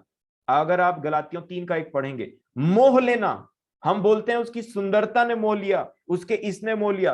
परंतु एक बेहतरीन बात मैं आपको बताना चाहता हूं, प्रभु यीशु मसीह और कलीसिया के बीच में कोई शरीर का काम नहीं है, कोई ये कपड़े का काम नहीं है, कोई चेहरे का काम नहीं है। ये सब जादू टोना चल रहा है। आप मानते हैं तो अच्छी बात है, नहीं मानते हैं तो इसमें मनन करिए। क्योंकि मैं कोई भी बात अपने मन से नहीं बोलूंगा, और ना ही मैं बोलता हूं। मैं बड़े भय के साथ आज आपके साथ में, और हमेशा कोशिश करता हूं कि परमेश्वर पिता के भय के साथ आपके सामने में इन बातों को रखूं। और इसलिए मेरे प्रियो, जब आप प्रभु यीशु मसीह को देखेंगे तो वो एक दूल्हा है, और कलीसिया जो है वो एक दुल्हन है। तो ये जो दूल्हा और जो दुल्हन है, इनके बीच में अट्रैक्शन किसका है। प्रभु यीशु मसीह को कभी आपने ये, कभी बाइबल को ये बात बोलते सुना आपने कि अच्छे से रहा करो, अच्छे से कपड़ा पहनो, ये करो वो करो। परंतु उल्टा प्रभु यीशु मसीह ने ही हमको एग्जाम्पल दे दिया कि जो सुख विलास में जो धनवान व्यक्ति खूब धूमधाम से रहता था, वो तो नरक में पड़ा हुआ है। परंतु जो यहाँ पे कठिनाई में जीवन जीता है, वही तो स्वर्ग का अधिकारी है, अब्राहम की गोद में वही ना बैठा है। और इसीलिए मैं देख रहा था कि प्रभु, आपके और कलीसिया के बीच में जो पति पत्नी का संबंध बनने वाला है, उसमें तो आपने अट्रैक्शन की बात ही नहीं की। उसमें तो सिर्फ आपने एक अट्रैक्शन के बारे में बात किया है, वो है पवित्रता। और वो है पवित्रता, और वही पवित्रता को मसीह हमारे जीवन में चाहता है। परंतु इस संसार का जो जो नियम और रीति विधि, वो क्या चाहता है, जब तक आप अच्छे नहीं दिखेंगे, अच्छा नहीं बोलेंगे, अट्रैक्टिव नहीं लगेंगे, लोग तो हमसे बातचीत करना पसंद नहीं करते। एक इंसान जो ऊपरी रूप से खूबसूरत दिखता है परंतु अंदर मन कितना ही मैला रहे, उसको तो आज पूरा दुनिया इज्जत देता है। आप तो देख रहे हैं ये टेलीविजन और ये सब चीजें में क्या चल रही, लोग कैसे, आप देखें छोटे छोटे बच्चे लोग को टीवी में, छोटे छोटे बच्चे क्या बड़े भी वैसे ही करते हैं। एक बार जब कोई व्यक्ति टीवी में रिमोट लेकर के बैठ जाए ऐसे करके, तो ऐसा चिपक जाता है जैसे मानो एक मच्छर खून पीने वाले इंसान, खून पीने के लिए इंसान के हाथ पैर में चिपक जाता और निकलता नहीं, क्योंकि उसको खूब मजा आ रहा है। हाथ भी आप लेकर के इतना पास भी ले जाएंगे उसको मारने के लिए तो उसको डर भय नहीं, क्योंकि वो मदहोश है, वो पूरा उसमें रम गया है। इसीलिए कई बार बोला जाता है बच्चे खाना खाने के लिए आओ, एक नहीं 10 बार चिल्ला रही मम्मी किचन से, वो ऐसे करके बैठा हुआ है, उसको ना सुनाई दे रहा है ना कुछ हो रहा है, उसको सुनाई भी दे रहा है तो समझ नहीं आ रहा। जो जादू टोना का ये सबसे बड़ा कैरेक्टरिस्टिक है मेरे प्रियो, जब एक व्यक्ति को कोई टोन देता है ना, उसको समझ में नहीं आता है, उसको समझ में नहीं आता है क्या हो रहा है, वो सिर्फ ऐसे करके बैठा रहता है एक जगह में, अरे चल, नहीं ऐसे करके बैठा है। वैसे ही कुछ टीवी के सामने, मोबाइल के सामने में हम अट्रैक्ट होकर के बैठे रह जाते हैं। इफिसियों की पत्री में ऐसा लिखा हुआ है कि वो वाइन से मतवाले मत बनो, परंतु पवित्र आत्मा को उस तरीके से तुम झूमा करो। एक होता है इस संसार का मतवालापन, और इसीलिए वो जो प्रकाशित वाक्य में जो लेडी बैठी हुई है, जो मदर ऑफ प्रोस्टिट्यूट लिखा है जिसके लिए, जो वैश्या है, बड़ी वैश्य, उसके लिए क्या लिखा है, वो कुछ पी रही है और मतवाली है। मतवालापन बोलने से एक इंसान उसी में झूम रहा है, उसको डेली डेली वही वही काम कर रहा है, लेकिन उसको समझ में कुछ नहीं आ रहा है। ये कुछ नहीं है, ये जादू टोना है, ये टोना है, क्योंकि ये पृथ्वी के ऊपर में शैतान को पावर दिया गया है। और पावर वो कैसे एक्सरसाइज करता है, मान लीजिए अधिकार दिया किसी को, अथॉरिटी एक चीज होती है मेरे प्रियो, और सामर्थ एक चीज होता है। उसको अथॉरिटी दिया गया और पावर वो अपना लगाता है इस चीज से, और ये सबसे बड़ा आज बड़े दुख की बात है जिसको हम नहीं समझ पाते हैं। और इसीलिए मैं कुछ बातों को आपके सामने में रखना चाहूंगा जो बाइबल समझाती है हमको और हमें वार्निंग देती, चेतावनी देती है। और इसीलिए सबसे पहला होता है बात। कई लोग बात से किसी को मोह लेते हैं, अधिकतर लोग बात से मोह लेते हैं किसी को। और बात के बारे में क्या लिखा है कि नीति वचन की पुस्तक अगर आप निकालेंगे, उसका 26 अध्याय, बड़े ध्यान से समझे, प्रभु से मेरी यही विनती है। नीति वचन 26 अध्याय और 24 वचन, 23 वचन से मैं पढ़ना चाहूंगा, ठीक है, ध्यान से। लिखा है, जैसा कोई चांदी का पानी चढ़ाया हुआ मिट्टी का बर्तन हो, वैसे ही बुरे मन वाले के प्रेम भरे वचन होते हैं। क्या बोल रहा है, बर्तन किसका है, मिट्टी का, क्या चढ़ा दिया, चांदी का पानी चढ़ाया हुआ, तो दिख कैसे रहा है, दिखेगा कैसे अगर मैं मिट्टी के ऊपर मैं चांदी का पानी चढ़ा दूं तो। चांदी है क्या, मिट्टी, अंदर कुछ और बाहर कुछ और। फिर क्या लिखा है, वैसे ही बुरे मन वाले के प्रेम भरे वचन होते हैं। 24 देखिए जरा, जो बैरी बात से तो अपने को भोला बनाता है परंतु अपने भीतर छल रखता है। बातों से आप उसको पकड़ नहीं पाएंगे, और इसीलिए कई लोग बात के पीछे चले जाते हैं। मैं नहीं बोलता कि बात अच्छे से नहीं करना चाहिए, बहुत जरूरी बात है, लेकिन हर टाइम अगर आप मीठी बातों को खोजने वाले व्यक्ति हैं ना, आप फंसेंगे। मैंने यहां पे वचन कहता है, इसीलिए लिखा है, जो बैरी बात से तो अपने को भोला बनाता है परंतु अपने भीतर छल रखता है। फिर क्या लिखा, उसकी मीठी मीठी बातों की प्रतीति ना करना। क्या दिख रहा है, मीठी मीठी बात, अंदर क्या है, क्या लिखा है, क्योंकि उसके मन में 7 घिनौनी वस्तुएं वास करती हैं। 7 घिनौनी वस्तुएं हैं उसके मन में, परंतु बात कैसा निकल रहा है, बहुत मीठा, बहुत कोमल, बहुत अच्छा, जिसको सुन करके अच्छा लगता है। और हम कई बार बोलने लग जाते हैं, यही तो है जो मेरे से प्रेम करता है, यही तो है जो मेरे से प्रेम करती है ना, यही तो, कभी वो चाचा, कभी चाची, कभी ये कभी वो। मैं वो वाले प्रेम की बात नहीं कर रहा हूं जो लड़का लड़की के बीच में हो रहा है। मैं ये बात कर रहा हूं कि ये किसी को भी किसी की लुभाने वाली जो अच्छी मीठी मीठी बातें रहती वो पसंद आती। मैंने अपने जीवन में देखा है, लोग बहुत मीठा मीठा बात करते हैं तीसरे इंसान के बारे में, और वो सामने रहता है तब जैसे ही वो चले जाता है ना, फिर पता चलता है कि मन में क्या भरा हुआ है। मैं समझता हूं आप भी ऐसे लोगों से मिले होंगे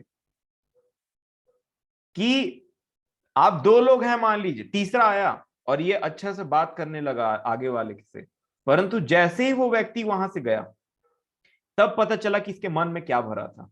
उसको क्या लगा, ये मेरे बारे में बहुत अच्छा सोचता है। इसीलिए मनुष्य ना बहुत तिकड़मी चीज है, इससे बच करके रहें। और जो ऊपर से आप देख करके किसी को जज करते हैं वो कभी ना करें। ये तो उसी दिन पता चलेगा किसके मन में क्या था, जब न्याय के सामने में सब खड़े होंगे। आगे क्या लिखा है, 26 वचन, चाहे उसका बैर छल के कारण छिप भी जाए तो भी उसकी बुराई सभा के बीच प्रकट की जाएगी। सबको पता चल जाएगा, जो गड्ढा खोदे वही उसमें गिरेगा, और जो पत्थर लुढ़काए वह उलटकर उसी पर लुढ़क आएगा। जिसने किसी को, देखिए क्या लिखा है, जिसने किसी को झूठी बातों से घायल किया हो वह उससे बैर रखता है, और चिकनी चुपड़ी बात बोलने वाला विनाश का कारण होता है। और इसी के यहाँ पे क्या लिखा है 27 के 5 में, अगर आपने इसको खोला ही है तो क्या लिखा है नीति वचन 27 के 5 में, खुली हुई डांट गुप्त प्रेम से उत्तम। लेकिन यहां पे सबसे पहला बात मेरे प्रियो, बात ना तो किसी से छल से बात करें, और ना ही तो किसी के मीठे मीठे और बहुत ही सुंदर सुंदर वचनों के पीछे चले जाएं। और इसीलिए यीशु मसीह ने क्या कहा, अगर आप मत्ती रची सुसमाचार पढ़ेंगे तो वहां पे प्रभु ने ऐसा कहा, मत्ती 12 के 34 में उन्होंने कहा, आप बाद में पढ़ लीजिएगा आराम से, कि ब्रूड ऑफ वाइपर्स, करैत के बच्चों कहा, करैत के बच्चों। और फिर आगे क्या कहा, तुम बुरे होकर के अपने मुंह से अच्छी बात कैसे निकाल सकते हो। क्योंकि उससे बताने की आवश्यकता नहीं थी कि मनुष्य के मन में क्या चल रहा है, जबान से क्या निकलता है। वो बोलते हैं तुम हो बुरे लेकिन अच्छी बात बोल रहे हो। यीशु मसीह ने इस बात का प्रमाण दिया कि बात से हमको फंसना नहीं है, क्योंकि जो एंटी क्राइस्ट आएगा वो सिर्फ और सिर्फ बात के द्वारा में फंसाएगा। और जो बात के द्वारा फंसने वाले हैं, जो ऊपर ही ऊपर को देखते हैं, वो उसमें फंसेंगे। और इसीलिए मेरे प्रियो यहां पे सबसे पहली बात है बात, कि किस प्रकार का बात करते हैं और मन में क्या रखते हैं। कई बार हम भी बहुत कुछ अच्छा बोलते रहते हैं, पर मन में क्या रखते हैं, उस व्यक्ति के वहां जाने के बाद के क्या बात करते हैं। परिवारों में आप अपने परिवारों में पर्टिकुलरली अपने पत्नी के साथ, अपने पति के साथ, अपने बच्चों के साथ किस प्रकार का बात करते हैं। क्या आप जब सामने होते हैं तो, और जब घर में अकेले रहते हैं तो सेम रहता है बातचीत। इस बात को हमको देखने की आवश्यकता है। और ये तो रही बात की बात। दूसरा मैं बोलना चाहूंगा नॉलेज, जो रिझाता है, नॉलेज, ज्ञान। हर किसी को ज्ञान बहुत पसंद है, और इसीलिए ज्ञान का बहुत बोलबाला है इस दुनिया में। अब ज्ञान कई प्रकार के होते हैं, लेकिन याद रखें, मैं आज सबको नहीं बताने वाला, मैं आपको सिर्फ इतना बताना चाहूंगा कि एक ज्ञान ऐसा था जिससे आदम और हवा परमेश्वर से दूर हो गए। वो स्टार्टिंग में ही जो वृक्ष था वो भले और बुरे के ज्ञान का वृक्ष था, नॉलेज का वृक्ष था, जिससे नॉलेज आता। और उस नॉलेज को पाने के लिए उन्होंने परमेश्वर पिता की जो वाचा थी उसको भूल गए। आज भी ऐसा है, बाइबल में कुछ लोग नॉलेज पढ़ने के लिए, ज्ञान की बातों को पाने के लिए आते हैं। याद रखें मेरे प्रियो, ज्ञान दो प्रकार का होता है। भला ज्ञान वही, क्योंकि ऐसा भी लिखा है कि मेरे ज्ञान के न होने से मेरे प्रजा बंधुआई में जाती है और मेरे नाश भी हो जाती है। इसीलिए ज्ञान के विषय में पर्टिकुलर रहे। एक ऐसा ज्ञान होता है जो नॉनसेंस है, नॉनसेंस है, मैं आपको बोलता हूं एकदम नॉनसेंस है, जिसका आपके मसीही जीवन से एक्चुअल में कोई लेना देना नहीं। एक ऐसा ज्ञान होता है, मैं बोलना चाहूंगा कम शब्दों में, जो मृत्यु को उत्पन्न करता है, जैसे अदन की वाटिका में किया उसने। और एक ऐसा ज्ञान होता है जो मन फिराव को उत्पन्न करता है। आप कहीं भी वचन पढ़ते हैं या कहीं भी वचन सुनते हैं, ध्यान दें वो ज्ञान किस प्रकार का है। क्या वो मन फिराव को उत्पन्न कराने वाला ज्ञान है, या फिर वो ऐसा ज्ञान है जो आगे चल करके आपको पछताना पड़ेगा कि मैंने समय वेस्ट कर दिया फालतू की बातों को सुनने के लिए। क्योंकि ये बाइबल में ही लिखा हुआ है, जिस ज्ञान को ज्ञान कहना मूर्खता है उसके पीछे मत पड़ना। और इसीलिए मेरे प्रियो ज्ञान के विषय में हम पर्टिकुलर रहे, क्योंकि एक बात इफिसियों की पत्री में लिखा है। अगर आप इफिसियों की पत्री उसका 3 अध्याय और 19 वचन पढ़ेंगे, इफिसियों 3 के 19 में ऐसा लिखा है 3:19, और मसीह के उस प्रेम को जान सको जो ज्ञान से परे है। आप देख सकते हैं क्या लिखा है, 3:19 इफिसियों, और मसीह के उस प्रेम को जान सको जो ज्ञान से परे है, कि तुम परमेश्वर की सारी भरपूरी तक परिपूर्ण हो जाओ। ज्ञान को अगर आप अपने जीवन में टेस्ट करना चाहते हैं कि मेरे पास और आपके पास किस प्रकार का ज्ञान है, आप चेक करिए वो ज्ञान प्रेम बढ़ा रहा है कि नहीं।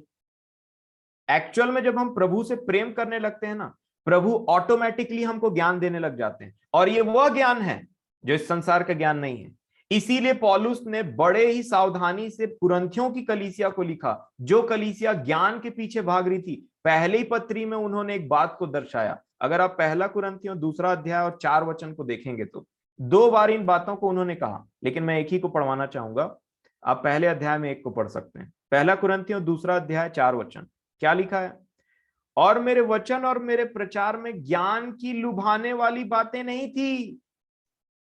आप देखिए यहां पे क्या लिखा हुआ है, और मेरे वचन और मेरे प्रचार में ज्ञान की लुभाने वाली बातें नहीं, परंतु आत्मा और सामर्थ का प्रमाण था, इसलिए कि तुम्हारा विश्वास मनुष्यों के ज्ञान पे नहीं। मनुष्य तो तुच्छ है, मनुष्य कोई काम का नहीं है और उसका ज्ञान बेकार है। इसीलिए हमारा जो भरोसा है वो किसी के ज्ञान पर आधारित नहीं होना चाहिए। क्या लिखा है, इसलिए कि तुम्हारा विश्वास मनुष्यों के ज्ञान पर नहीं परंतु परमेश्वर की सामर्थ पर निर्भर हो। एक ऐसा ज्ञान जो आपको परमेश्वर पिता के सामर्थ की तरफ ढकेलेगा। उधर जाओ, इधर ध्यान मत दो। ये ज्ञान इंपॉर्टेंट है। फिर क्या लिखा आगे 6वें वचन में, फिर भी सिद्ध लोगों में हम ज्ञान सुनाते हैं, परंतु इस संसार का और इस संसार के नाश होने वाले हाकिमों का ज्ञान नहीं। ये बहुत अट्रैक्टिव ज्ञान है मेरे प्रियो। आज साइंस ऐसे ऐसे बड़े चमत्कार कर रहा है, रोबोट बना लेना, केमिकल रिएक्शन करना, लोग पागल हो जाते हैं उसके पीछे में। ये मोह लेने वाला ज्ञान है, जिसने शैतान ने उनको मोह लिया था वहां अदन की वाटिका में। और शैतान ने हवा को कैसे मोह लिया, आदम को कैसे मोह लिया, जिस चीज को परमेश्वर ने मना किया था उसके लिए एडवर्टाइज कराया। नेक्स्ट बात, एडवर्टीजमेंट। आप देख सकते हैं कि इससे पहले हवा को कोई लेना देना नहीं था, आदम को कोई लेना देना नहीं था उस फल से। वो तो मन में मान चुके थे कि खाए तो मरे। लेकिन जैसे ही शैतान आया उनका दिमाग टोटली चेंज होने लग गया, क्योंकि शैतान ने उसी फल के बारे में कुछ एडवर्टाइज किया था। बोला था ये अगर खा लोगे ना तब तुम परमेश्वर के समान हो जाओगे, और उनको मोह लिया। देखिए वहां पे क्या लिखा हुआ है, हमने पिछले दिनों देखा कि वो फल, सब पेड़ के फल खाने के लिए अच्छे और चाहने योग्य थे, परंतु हवा सिर्फ एक फल को देख रही थी। सिर्फ उसका दिमाग एक ही फल में लटक गया। क्यों? क्योंकि शैतान ने एडवर्टाइज किया। आप देखिए ये टीवी टेलीविजन में और चारों तरफ क्या है, एडवर्टीजमेंट। और एडवर्टीजमेंट ऐसा, आप ऑनलाइन शॉपिंग करते हैं वहां देखिए, जो आपको खरीदना नहीं कई कई बार वो खरीद लेते हैं। क्यों? क्योंकि एडवर्टीजमेंट। आप टेलीविजन देखिए, उसमें एडवर्टाइज किया जाता है, खाने की चीजों के लिए एडवर्टीजमेंट, पीने की चीजों के लिए एडवर्टीजमेंट, एडवर्टीजमेंट, पहनने की चीजों के लिए एडवर्टीजमेंट, सब एडवर्टीजमेंट से भरे हुए हैं, ताकि आप जैसे ही जाएं बाहर में और गलती से उस चीज को देख लें जिसका एडवर्टीजमेंट देखने का हमको पूरा रेगुलरली प्रैक्टिस है, अपने आप आपके कदम वहां चले जाएंगे। एक बार देख के आते हैं ना, टीवी में देखा था ऐसा दिखा रहा था, एक बार ये खाते हैं ना टीवी में दिखाया था ऐसा हो रहा था। झूठ है सब। और इसीलिए ज्ञान के बारे में मैं आपसे बोलना चाहूंगा कि पर्टिकुलर रहे मेरे प्रिय। एक ऐसा ज्ञान है जो मृत्यु को उत्पन्न करता है, परंतु एक ऐसा ज्ञान है परमेश्वर का ज्ञान जो उसने अपने प्रिय के लिए, अपने प्रियों के लिए, जो उसका भय मानते हैं उनको गिफ्ट में दिया है। यूहन्ना के लिए क्या लिखा, प्रकाशित वाक्य किसको मिला, यूहन्ना को, क्योंकि इसके बारे में गवाही दिया गया था। यीशु का वह चेला जिससे वो अति प्रेम रखता था। दानियल को पुराने नियम का समझ लीजिए प्रकाशित वाक्य मिला, क्योंकि क्या लिखा है, हे अति प्रिय पुरुष दानियल, दीन बनना पड़ेगा, नम्र बनना पड़ेगा, परमेश्वर का भय मानना पड़ेगा, अपने बात ये बातें समझ में आने लग जाएगी। नहीं तो कुछ ज्ञान ऐसे हैं जिसको सिर्फ आपको लगेगा हमने टाइम वेस्ट किया है वहां पे जाकर के, मन नहीं फिराया, परंतु ये ज्ञान ऐसा है जिससे हमको मन फिराने के लिए मिलता है। परमेश्वर पिता अपने वचनों से बातचीत करते हैं, ये ज्ञान है। तीसरा, जो जैसे कि मैं बात कर रहा था कि आजकल आप देखेंगे तो चाहे वो फेस हो, चाहे वो मेकअप हो, चाहे वो ड्रेस हो, चाहे वो बाल कटाने का तरीका हो, चाहे वो कपड़े पहनने का तरीका हो, ये अपने पीक लेवल में है मेरे प्रिय। कोई फटे जीन्स पहनता है, कोई कुछ पहनता है, कोई कुछ पहनता है। उनको सिर्फ आज देखिए लोगों का जो पूरा फोकस है वो आउटर अपीयरेंस में है, और लेकिन परमेश्वर जस्ट इसके विपरीत है। परमेश्वर पिता के लिए क्या लिखा है? वो मनुष्य का सा देखना परमेश्वर के देखने के बड़ा समान नहीं है। मनुष्य बाहरी स्वरूप देखता है और फंसता है, परंतु परमेश्वर हृदय को देखता है।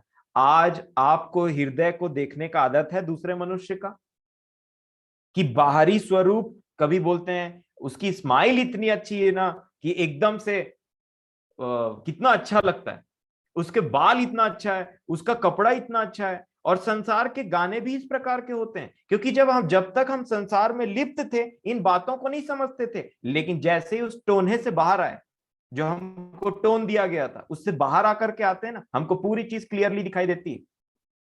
संसार के गानों को आप ध्यान दीजिए, जो एक बहुत गाना फेमस संसार में क्या बोलता है? गुलाबी आंखें जो तेरी देखी शराबी दिल ये हो गया, ऐसे करके एक गाना। आपने सुना है ये गाना?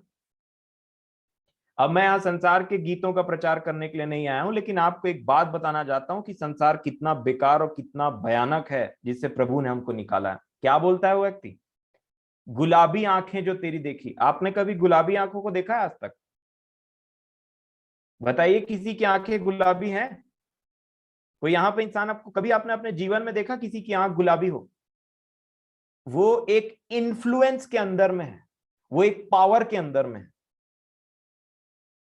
गुलाबी आंख नहीं होता, लाल आंख होता है। जब कचड़ा चले जाए तब उसको जोर से आप अपने आंख को रगड़ देंगे तो बोलते हैं अरे कितना लाल हो गया, कि कचड़ा हो गया। दूसरा कब होता है? सिंस मैं ये चीजों को पढ़ाता हूं, उसमें एक डिजीज है जिसको बोलते हैं कंजक्टिवाइटिस।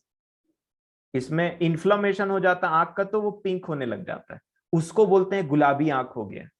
है ना, कई बार आप बोलते हैं सलोनी आ गया आंख में।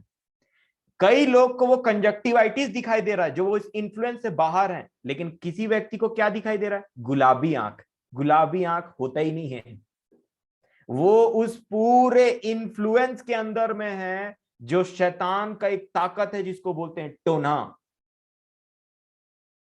और इसीलिए मेरे प्रियो आगे क्या बोलता है? शराबी ये दिल हो गया, झूम रहा है उसी में। आजकल एक लड़का एक लड़की को, या एक लड़की एक लड़के को जब पसंद करती है, या शादी होने के टाइम में जब माँ बाप चुनाव करते हैं लड़का या लड़की को, सिर्फ ऊपरी स्वभाव देखते हैं। फंसोगे, फंसेंगे अगर ऐसा करते हैं तो। परमेश्वर के, हम परमेश्वर के कहलाते हैं तो उसका कैरेक्टरिस्टिक हमारे अंदर होना चाहिए। हम भी हार्ट को देखें, चेहरे को नहीं। अधिकतर अच्छे चेहरे वाले दिल के बड़े काले होते हैं। हाँ, बड़े घमंडी और दूसरों को तुच्छ निगाहों से देखने वाले और अपने आप को कुछ बहुत ज्यादा ऊंचे समझने वाले होते हैं। इसीलिए आज देखिए चेहरे और बॉडी पे बहुत ज्यादा फोकस है। और इसीलिए मेरे प्रियो, ये जो पूरा संसार है ना, वो सिर्फ उस गाने के ऊपर में नहीं है, झूम रहा है शैतान के टोनों के ऊपर में। आप किसके इन्फ्लुएंस में हैं, आज आप चेक करते जाएं इस बातों को लेकर के। इसीलिए मेरे प्रियो, एक शादीशुदा व्यक्ति भी जब एक दूसरे महिला को देखता है जो शादीशुदा हो या ना हो, या फिर इधर उधर आंख इधर उधर चले जाता है और फिर इंसान उसमें फंस जाता है, तो फिर ऐसा लगता है क्या इसने जादू टोना कर दिया इसके ऊपर में, इसको समझ में नहीं आता, इसका भी परिवार है, इसके भी बाल बच्चे हैं, क्या चीजों के पीछे में पड़ गया है। उसको बोलता है मेरे को इससे प्रेम हो गया है। आज जिस संसार जिस चीज को लव का नाम दे रहा है, वो एक्चुअल में बहकावा है, बहकाया गया है, उसको हिप्नोटाइज किया गया है उसको मेरे प्रिय। इसीलिए पौलुस ने जो शब्द दिया उसको ध्यान दीजिए, क्या कहा? Oh foolish Galatians, who has bewitched you? तुम्हें किसने मोह लिया? मोहित है ये, मोही, मोहनी बोलते हैं ना, आपने मोहिनी के बारे में सुना हो, वो किसी को कुछ खिला देता है और उसके बाद में उसको कुछ समझ में नहीं आता है, कितनों भी मारो पीटो उसी चीज के पास में जाएगा। उसको बोलते हैं मोह लिया। किसने तुम्हें मोह लिया? जादू टोना ये भयानक चीज है। इसीलिए कई लोग दूसरे लोगों को ये जो जादू टोना करने वाले उनके पास में जाते हैं, बोलते हैं उसको टोन देना, इसके घर में मैं टोनवाना चाहता हूं। और वो व्यक्ति बोलता है इतना पैसा लगेगा और उसको टोन देता है। कभी किसी के मैरिज में टोन दिया जाता है, किसी के शादी के संबंधों को टोन दिया जाता है, कभी किसी बच्चों के ऊपर में टोन दिया जाता है, कभी किसी बच्चे की बुद्धि के ऊपर में। कई बार देखिए बहुत सारी बीमारी हमको एक के बाद एक के बाद एक के बाद आने लग जाती है, और आप अगर डॉक्टर के पास में जाएंगे तो बोलेगा तुमको तो कुछ नहीं है, क्योंकि डायग्नोस ही नहीं कर पा रहा है वो क्या चीज है। मेरे प्रियो, ये सारी बातें इन्फ्लुएंस करती है, ये एक पावर है, ये छोटा चीज नहीं है टोना, ये शरीर के कामों में से एक है। परमेश्वर पिता ऐसे ही घृणा थोड़ी करते हैं, और प्रकाशित वाक्य में ऐसे ही थोड़ी लिखा इतने बार में टोना के लिए। वो तो हम जानते नहीं है, इसलिए हम इसके लिए बड़े भोले बने रहते हैं और इसका शिकार हुए रहते हैं। लेकिन प्रभु आज हमें इन सब चीजों से बाहर निकाल रहे हैं। कभी भी अगर आप एक ऐसे व्यक्ति हैं जो कपड़ा या चेहरे पे मेकअप या बाल को वैसे बनाते हैं, या फिर इसलिए तैयार होते हैं ताकि आप किसी को रिझा सकें, आप टोने हैं, आप उसके इन्फ्लुएंस में, चाहे ये बात आपको पसंद आए या ना आए। क्योंकि संसार में शैतान का जो ऑब्जेक्ट होता है, जिसी को टोनने के लिए इस्तेमाल किया जाता है, वो उसको अट्रैक्टिव बनाता है और अगले को देख करके रिझाने की कोशिश करता है। आज अब देखिए लोग तैयार क्यों होते हैं इतना ज्यादा, लोग इतना ज्यादा, मैं नहीं बोलता तैयार होना गलत है, मेरे को आप गलत मत समझिए। कई बार लोग जानबूझकर कैसे कपड़े पहनते हैं, ऐसे तैयार होते हैं, ऐसे करते हैं, क्योंकि उनके पूरे दिमाग में यही छाया रहता है कि मैं अगले को रिझाऊंगा, जो मेरे को देखेगा तारीफ करना चाहिए। वो किसी को मोहित करना चाहते हैं, मोहित करना चाहते हैं किसी को। वो एक दुष्ट आत्मा के प्रभाव में है। इन बातों को मैं इन सब चीजों में था और मैंने मन फिराया और मैं इन चीजों से निकल रहा हूं, तभी मैं आपको इन सारी बातों को बता सकता हूं। ये कोई ज्ञान नहीं है, this is not a मियर knowledge, ये मेरा जिया हुआ व्यक्तिगत सच है जो प्रभु मुझ पर प्रकट कर रहे हैं। बहुत सारी बातों को मैंने जिया है और बहुत सारी बातों को प्रभु मुझ पर ये बातों को प्रकट कर रहे हैं जो मैंने देखा और सीखा है। और जब हम उनके इन्फ्लुएंस में रहते हैं ना, तो याद रखिए टोना, जिसके ऊपर टोन दिया गया है वो तो कुछ समझता ही नहीं है, उसको कुछ दिखाई नहीं देता है, शितिरमुर्ग के समान में है, जो अपने ही अंडे, अपने ही बच्चे के अंडे को कुचल देता है। हमने देखा था पिछले साल, आपको याद है? शितिरमुर्ग, उसको उसकी बुद्धि परमेश्वर ने नहीं दी है, इसीलिए मुंडी छोटा रहता है, शरीर बड़ा। उसकी बुद्धि को खत्म कर दिया है परमेश्वर पिता ने। मैं आशा करता हूं आपको याद होगा पिछला जब हमने शितिरमुर्ग के बारे में देखा था, उसको कुछ समझ में नहीं आता है। इसी प्रकार कोई किसी गाड़ी के प्रभाव में रहता है, आप देखिए घर में पोस्टर लगा रहता है इंसान का, उसी को देखते रहता है, ये कार मेरे को चाहिए, ये मेरे को घर चाहिए, ऐसा चाहिए। कोई किसी हीरोइन के पीछे पागल, कोई किसी हीरो के पीछे पागल, कोई किसी सीरियल के पीछे पागल, कोई किसी घर के पीछे पागल, कोई किसी के खेत के पीछे पागल, कोई किसी के गार्डन के पीछे पागल, कोई फूल के पीछे पागल, तो कोई किसी और चीज के पीछे पागल। आप टोने को नॉर्मल पसंद नापसंद कैसे समझ सकते हैं? क्योंकि फूल परमेश्वर पिता ने बनाया। मान लीजिए मैं एक फूल का एग्जांपल लेता हूं, ठीक है, गार्डन है, फूल खिला हुआ अच्छा, उसमें आप ये कैसे समझ सकते हैं कि आप उससे अट्रैक्टेड हैं कि आपको वो सिर्फ पसंद आ रहा है? परमेश्वर की महिमा रचना है इसलिए अच्छा सुंदर दिख रहा है। क्योंकि एक सुंदर होता है और एक टोने का इंफ्लुएंस होता है, जिसको टोना गया हो, जिसमें शैतानी पावर है। आप सिंपल सा बात समझिएगा, जब आप किसी को कुछ देख रहे हैं, आप उसको अच्छा है, चलिए अच्छा लग रहा है, सब चीज अच्छा है, लेकिन जहां उसको चोरी करने की बात आती है, जहां उसको गलत तरीके से लेने की बात आई, या कोई आपसे मांग रहा है और आप उसको दे नहीं पा रहे हैं, समझ लीजिए उसने आपके जीवन में कहीं ना कहीं ग्रिप बना लिया, ग्रिप बना लिया कि आप उसको दे नहीं पा रहे हैं। क्योंकि संसार में अगर हमारा कुछ है नहीं तो उसको देने में ज्यादा प्रॉब्लम नहीं होना चाहिए ना। अगर मैं किसी चीज के इन्फ्लुएंस में हूं ही नहीं और मेरे से कोई वो चीज को मांग रहा है तो मैं उसको आसानी से दे पाऊंगा। लेकिन अगर मैं उसके इन्फ्लुएंस में हूं, जकड़ा हुआ हूं, तो मैं बोलूंगा नहीं बनेगा, बड़बड़ाना कुड़कुड़ाना स्टार्ट हो जाता है। इसीलिए मेरे प्रियो ये बहुत इंपॉर्टेंट है कि इस चीजों को हम समझे। दूसरी बात, म्यूजिक। प्रभु ने मुझे ये भी समझाया, म्यूजिक। आपने देखा है कि आजकल लोग ये ईयरफोन को लगा करके किस प्रकार जा रहे हैं तो वहां, कहीं घूम रहे हैं तो वहां, ये ईयरफोन लगा रहता है, वो म्यूजिक सुन रहे हैं, म्यूजिक के ऊपर म्यूजिक सुन रहे हैं, म्यूजिक के ऊपर म्यूजिक सुन रहे हैं, दिन भर उनको म्यूजिक चलना मांगता है। म्यूजिक एक बहुत बड़ा इन्फ्लुएंसर है। हाँ, कई लोग सोचते हैं हम प्रभु की महिमा कर रहे हैं, लेकिन एक्चुअल में उनको सिर्फ म्यूजिक से लगाव। कई बार एक विश्वासी वचन तो नहीं पढ़ा रहता है, उसको क्या चीज है वचन, बाइबल, प्रभु यीशु मसीह, उसका कुछ ज्ञान नहीं, लेकिन सिर्फ मेरे को गिटार बजाना है करके मैं गिटार को सीखूंगा, मेरे को कुछ बजाना है क्योंकि लोग मुझे उसे देखेंगे, मैं अगर उस चीज को बजाऊंगा तो। बहुत कम लोग हैं जो प्रभु के आराधक हैं, राजा दाऊद के समान, जो बजाते भी हैं और सच में प्रभु की महिमा करते हैं। लेकिन कई बार देखिएगा, अगर आपको प्रभु की महिमा करना है तो वचन से ना सीखेंगे कि क्या, किन गीतों को बनाना और किन गीतों को गाना है। और कई बार क्या होता है, गाना बजा लिए, गीत खत्म हो गया, और उसके बाद में जब वचन स्टार्ट होता है, ऐसे लोग निकल जाते हैं चर्च से, उनका काम खत्म हो गया। वो तो ऑर्केस्ट्रा वाले हैं, वो प्रभु के आराधक थोड़ी हैं, वो तो ऑर्केस्ट्रा के लिए आए थे। हाँ, अगर आप ऑर्केस्ट्रा वाले को बुलाएंगे तो क्या करेगा, आप अगर उसको बोलेंगे कि भाई देखो प्रभु के ये गीतों को बजाना है, उसके बाद में वचन होगा, तो बोलेगा सर मैं वचन में तो नहीं बैठ पाऊंगा, लेकिन गीत बजा करके मैं चला जाऊंगा क्योंकि मेरा वहीं तक काम है। तो आप उसको बोलेंगे ठीक है भाई इतना पैसा ले ले और उसके बाद में चला जाना, क्योंकि उसके बाद तेरा काम ही नहीं। इसीलिए कई लोग गिटार बजाते हैं वचन के टाइम में बाहर, उनका काम हो गया, वो तो ऑर्केस्ट्रा वाले थे, वो तो बजाने वाले हैं।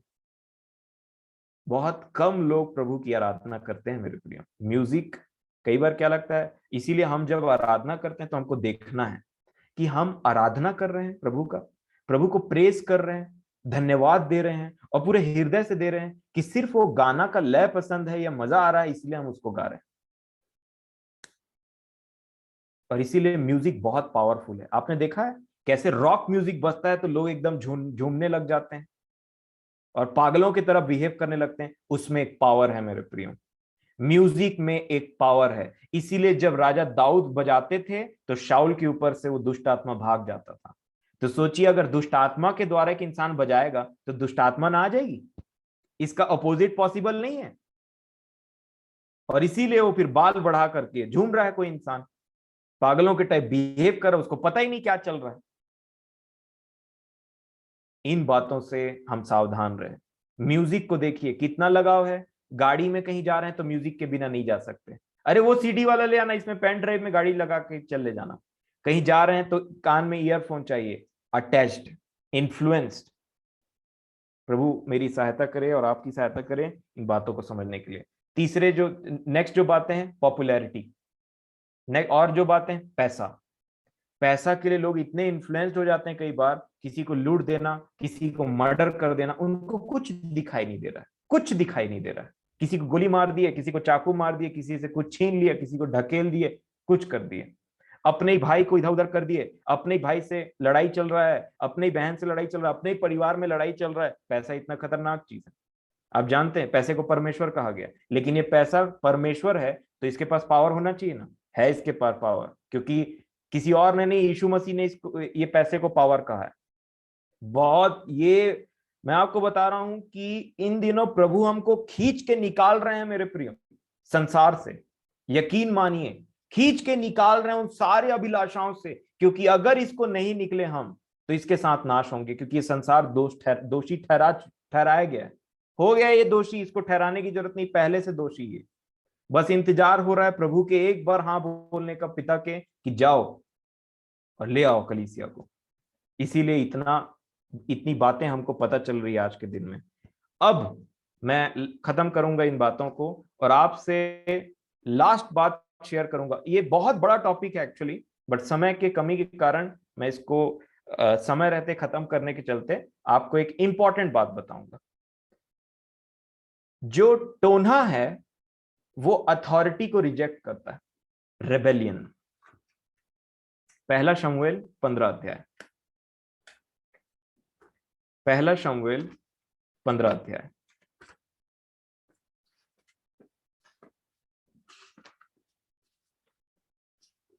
अगर आप पहला शमूएल और उसका 15 अध्याय और 23, हाँ 23, पहला शमूएल 15 अध्याय और 23 वचन को देखेंगे तो यहाँ पे एक बात लिखा है, जैसा हम पिछले दिनों देख रहे थे, पर कुछ लोग हमारे बीच में नए हैं करके आज इसको हम थोड़ा और एक्सटेंडेड वे में देखेंगे। उस दिन बहुत कम चीजों को हमने ध्यान दिया था। लिखा है, देख बलवा करना, पहला शमूएल 15 अध्याय 23 वचन, देख बलवा करना, रेबेलियन, विरोध करना, और भावी कहने वालों से पूछना, मतलब पुनः, ठीक है, विचक्राफ्ट। तो बलवा करने को किससे कंपेयर किया? बलवा करने को किससे कंपेयर किया? टोन्हा, ठीक है। देख बलवा करना और भावी कहने वालों से पूछना एक ही समान पाप है, और हट करना मूर्तों और गृह देवताओं की पूजा के तुल्य। और इसीलिए जब परमेश्वर पिता ने इसको मैं आपसे जल्दी से निवेदन करूंगा, व्यवस्था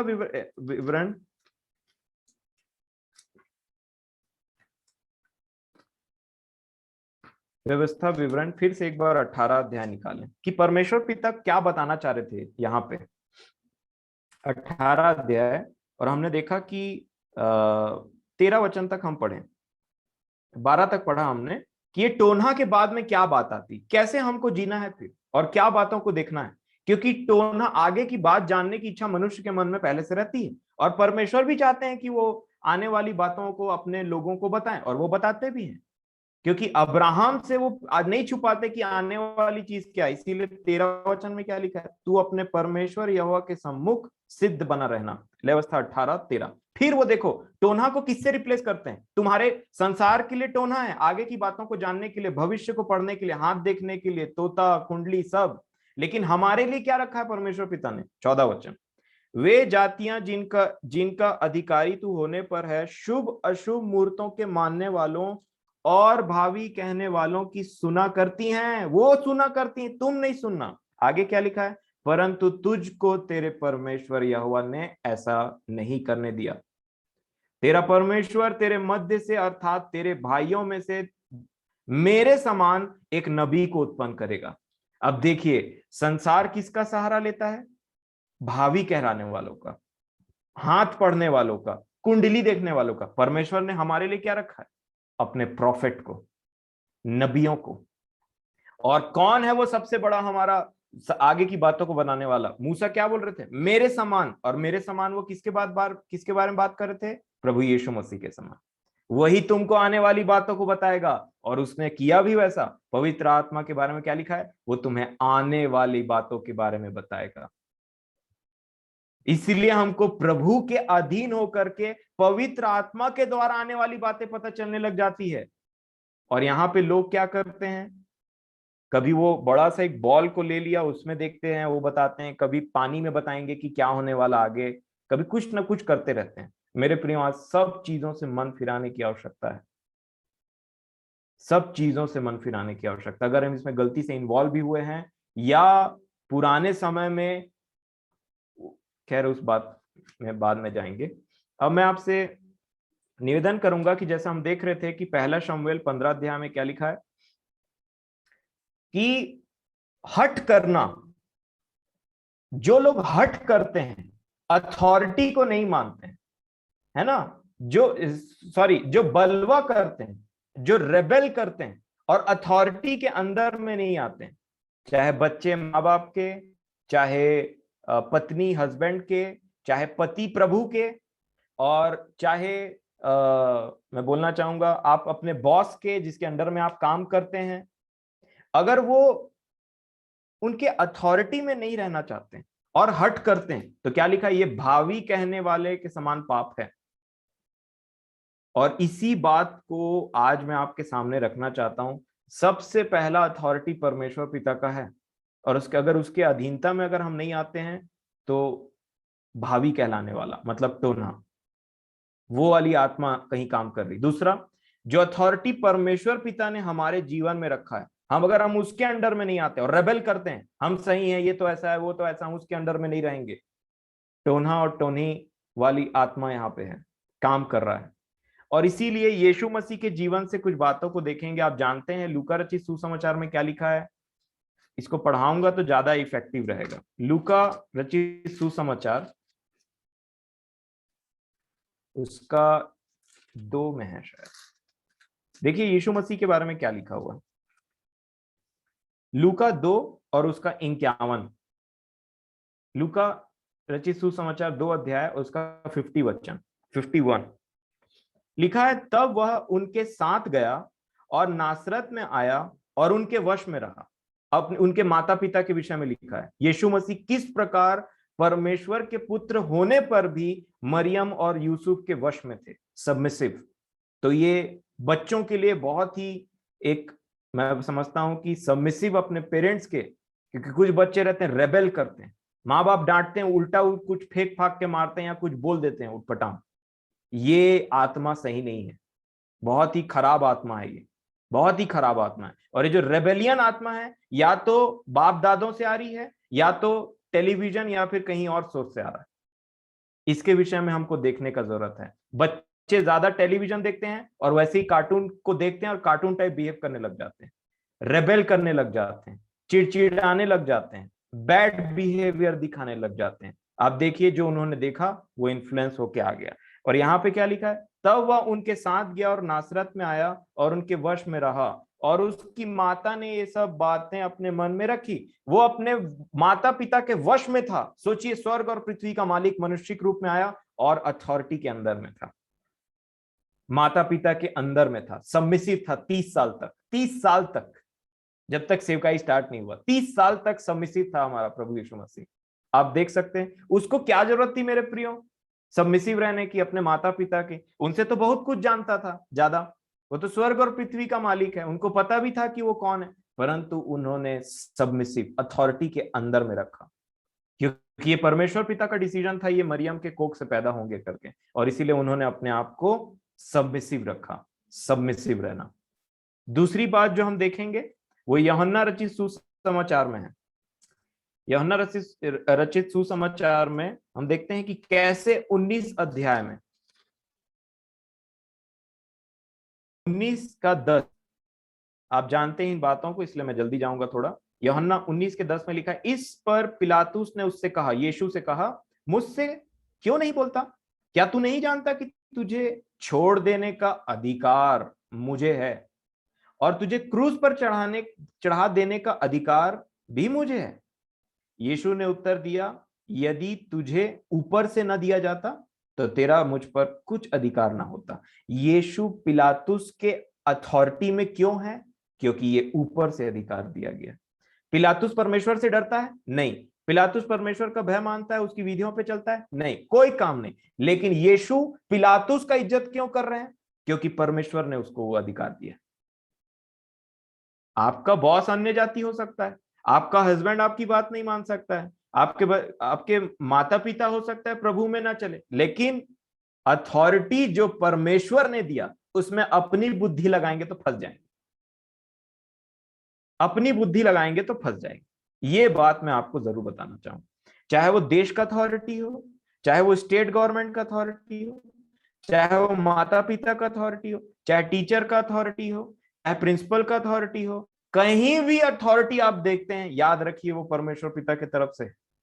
उनके नेचर में मत चले जाइए। लेकिन हाँ, वचन के अगेंस्ट में कोई कुछ बात करता है मूर्ति पूजा करने के लिए या कुछ और करने के लिए, वहां पे आप अपना स्टैंड लग करके अपनी बातों को बड़ी शालीनता के साथ में रख सकते हैं। ये बात मैं जरूर बोलना चाहूंगा।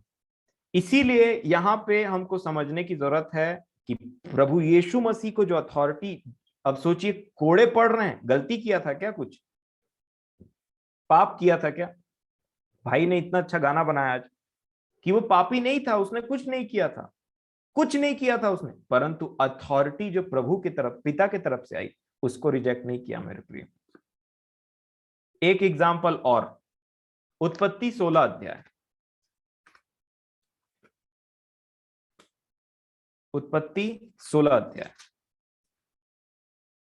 आप हाजिरा और सारै के विषय में तो जानते होंगे, मेरा ऐसा विश्वास है कि हाजिरा और सारै के विषय में जानते होंगे कि हाजिरा दिग्दासी थी।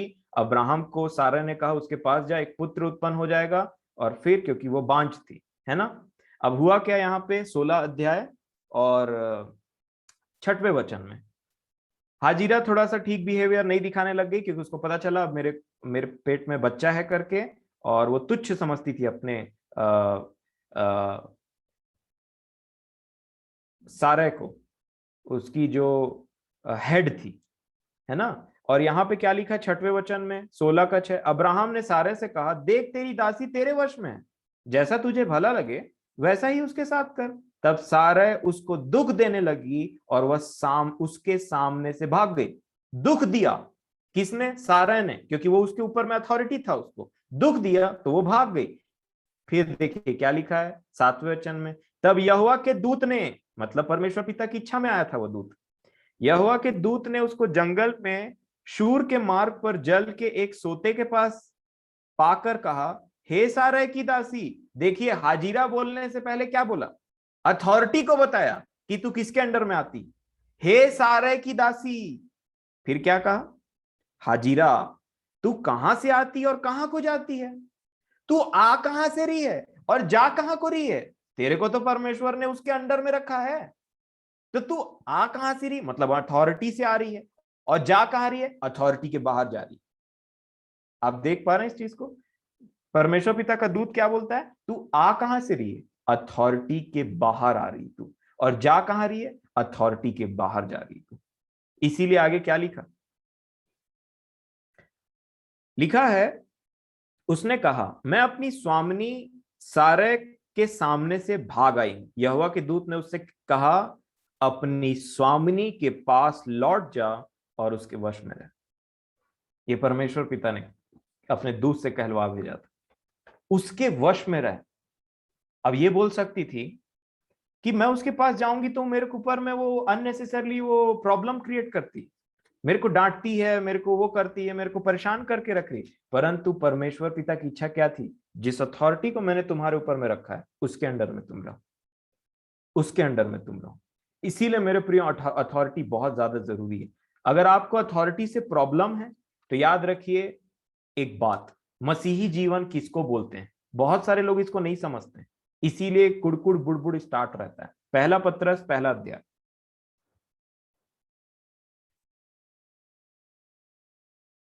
पहला पत्रस पहला अध्याय और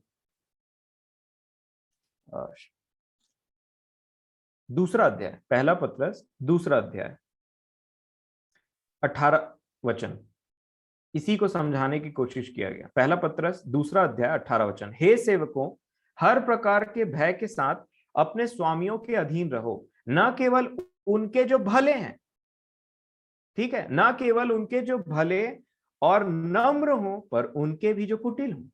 क्योंकि यदि कोई परमेश्वर का विचार करके अन्याय से दुख उठाता हुआ क्लेश सहता है तो यह सुहावना है। मसीह में मेरे और आप, परमेश्वर की मसीह में मेरे और आपके लिए यही इच्छा है, अधीनता। और क्या लिखा है? क्योंकि 20 वचन, क्योंकि यदि तुमने अपराध करके घूसे खाए और धीरज धरा तो इसमें क्या बड़ाई है की बात है। पर यदि भला काम करके दुख उठाते हो और धीरज धरते हो तो यह परमेश्वर को भाता है, और तुम इसी के लिए बुलाए भी गए हो। पूछते हैं ना हमारी कॉलिंग क्या है मसीह में? दुख उठाना। मसीह ने हमको क्यों बुलाया? दुख उठाने के लिए, ताकि हम उसके दुख में भागी हो सके। क्या लिखा है? क्योंकि मसीह भी तुम्हारे लिए दुख उठाकर तुम्हें एक आदर्श दे गया कि तुम भी उसके पद चिन्हों पर चलो।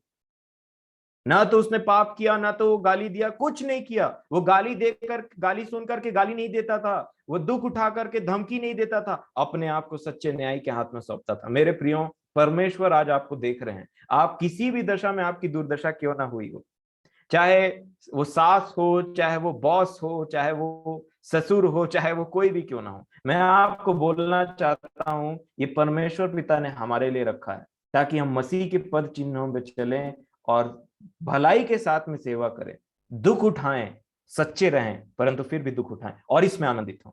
यही हमारे लिए भला है, क्योंकि महिमा की आत्मा हमारे ऊपर में वास करती।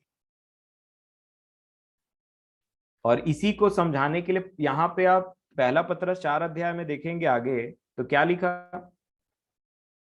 इसमें कई लोग गलत समझ लेते हैं, है ना, सोचते हैं कि जो भी हो रहा है, अरे मैंने कुछ नहीं किया था, ये तो गलत हो रहा है मेरे साथ में। परंतु यहाँ पे एक बात लिखी हुई है, पहला पत्रस 4:14 और 15 में, फिर यदि मसीह के नाम के लिए तुम्हारी निंदा की जाती है तो तुम धन्य हो, क्योंकि महिमा का आत्मा जो परमेश्वर का आत्मा है तुम पर छाया करता है। कितनी बेहतरीन बात है। इसीलिए यीशु मसीह ने कहा जब लोग सताएं, बुरी बुरी बातें बोले तो आनंदित होना। 15 वचन में क्या लिखा है, तुम में से कोई व्यक्ति हत्यारा या चोर या कुकर्मी होने या पराये काम में हाथ डालने के कारण दुख ना पाए। अगर इसके कारण दुख पा रहे हो तो मसीह की आत्मा का नाम मत लेना, परंतु भले काम करने के बाद दुख पा रहे हो तो तुम धन्य हो। चाहे वो लेडी हो अपने घर में, जो अपने पति को के नॉनसेंस को सहती है कई बार कि, और कई बार ऐसा होता है कि वो सास ससुर को भी सहती है, कई बार सास ससुर उसको भी सहते हैं, कई बार एक एक व्यक्ति अपनी पत्नी को भी सहता है। कोई भी रिलेशन हो सकता है, बॉस का, देश का, जो भी रूल पास होते हैं सब में हमको अथॉरिटी के अंदर रहना है मेरे प्रियो। अथॉरिटी को जो लोग कुड़कुड़ बुड़बुड़ करते हैं, इवन मैं बात अपने विषय में नहीं बोलना चाहता, पर आपको एक विषय समझाना चाहता हूं जो बहुत ज्यादा इंपॉर्टेंट है। जो प्रभु के लोग होते हैं उनके विषय में तो गलती से कुछ मत बोल दीजिएगा। और इसीलिए वो, मैं यहाँ पे अपने, मेरे को आप साइड कर दीजिए, मैं बहुत छोटा हूं वो सब चीजों के लिए, पर मैं आपको एक बात बताना चाहता हूं। अपने पास्टर, प्रभु के लोग, जब तक आप में डिसर्निंग पावर ना हो, जब तक प्रभु आपको कोई चीज ना बताए ना सिखाए, जब तक आप दो या दो से अधिक के विषय में उन बातों को समझ करके प्रमाण के साथ ना वो चीज को कर लें, तब तक सुनना भी नहीं वो सब बातों को, बोलना तो बहुत दूर की बात है।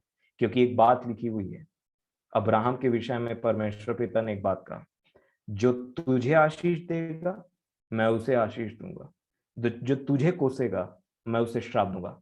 इसीलिए ना, वो तो पास्टर प्रचारक तो है ही उन सब चीजों के लिए, पर हम एक दूसरे को भी ना बोलें, क्योंकि हम सब अब्राहम की संतान में आते हैं।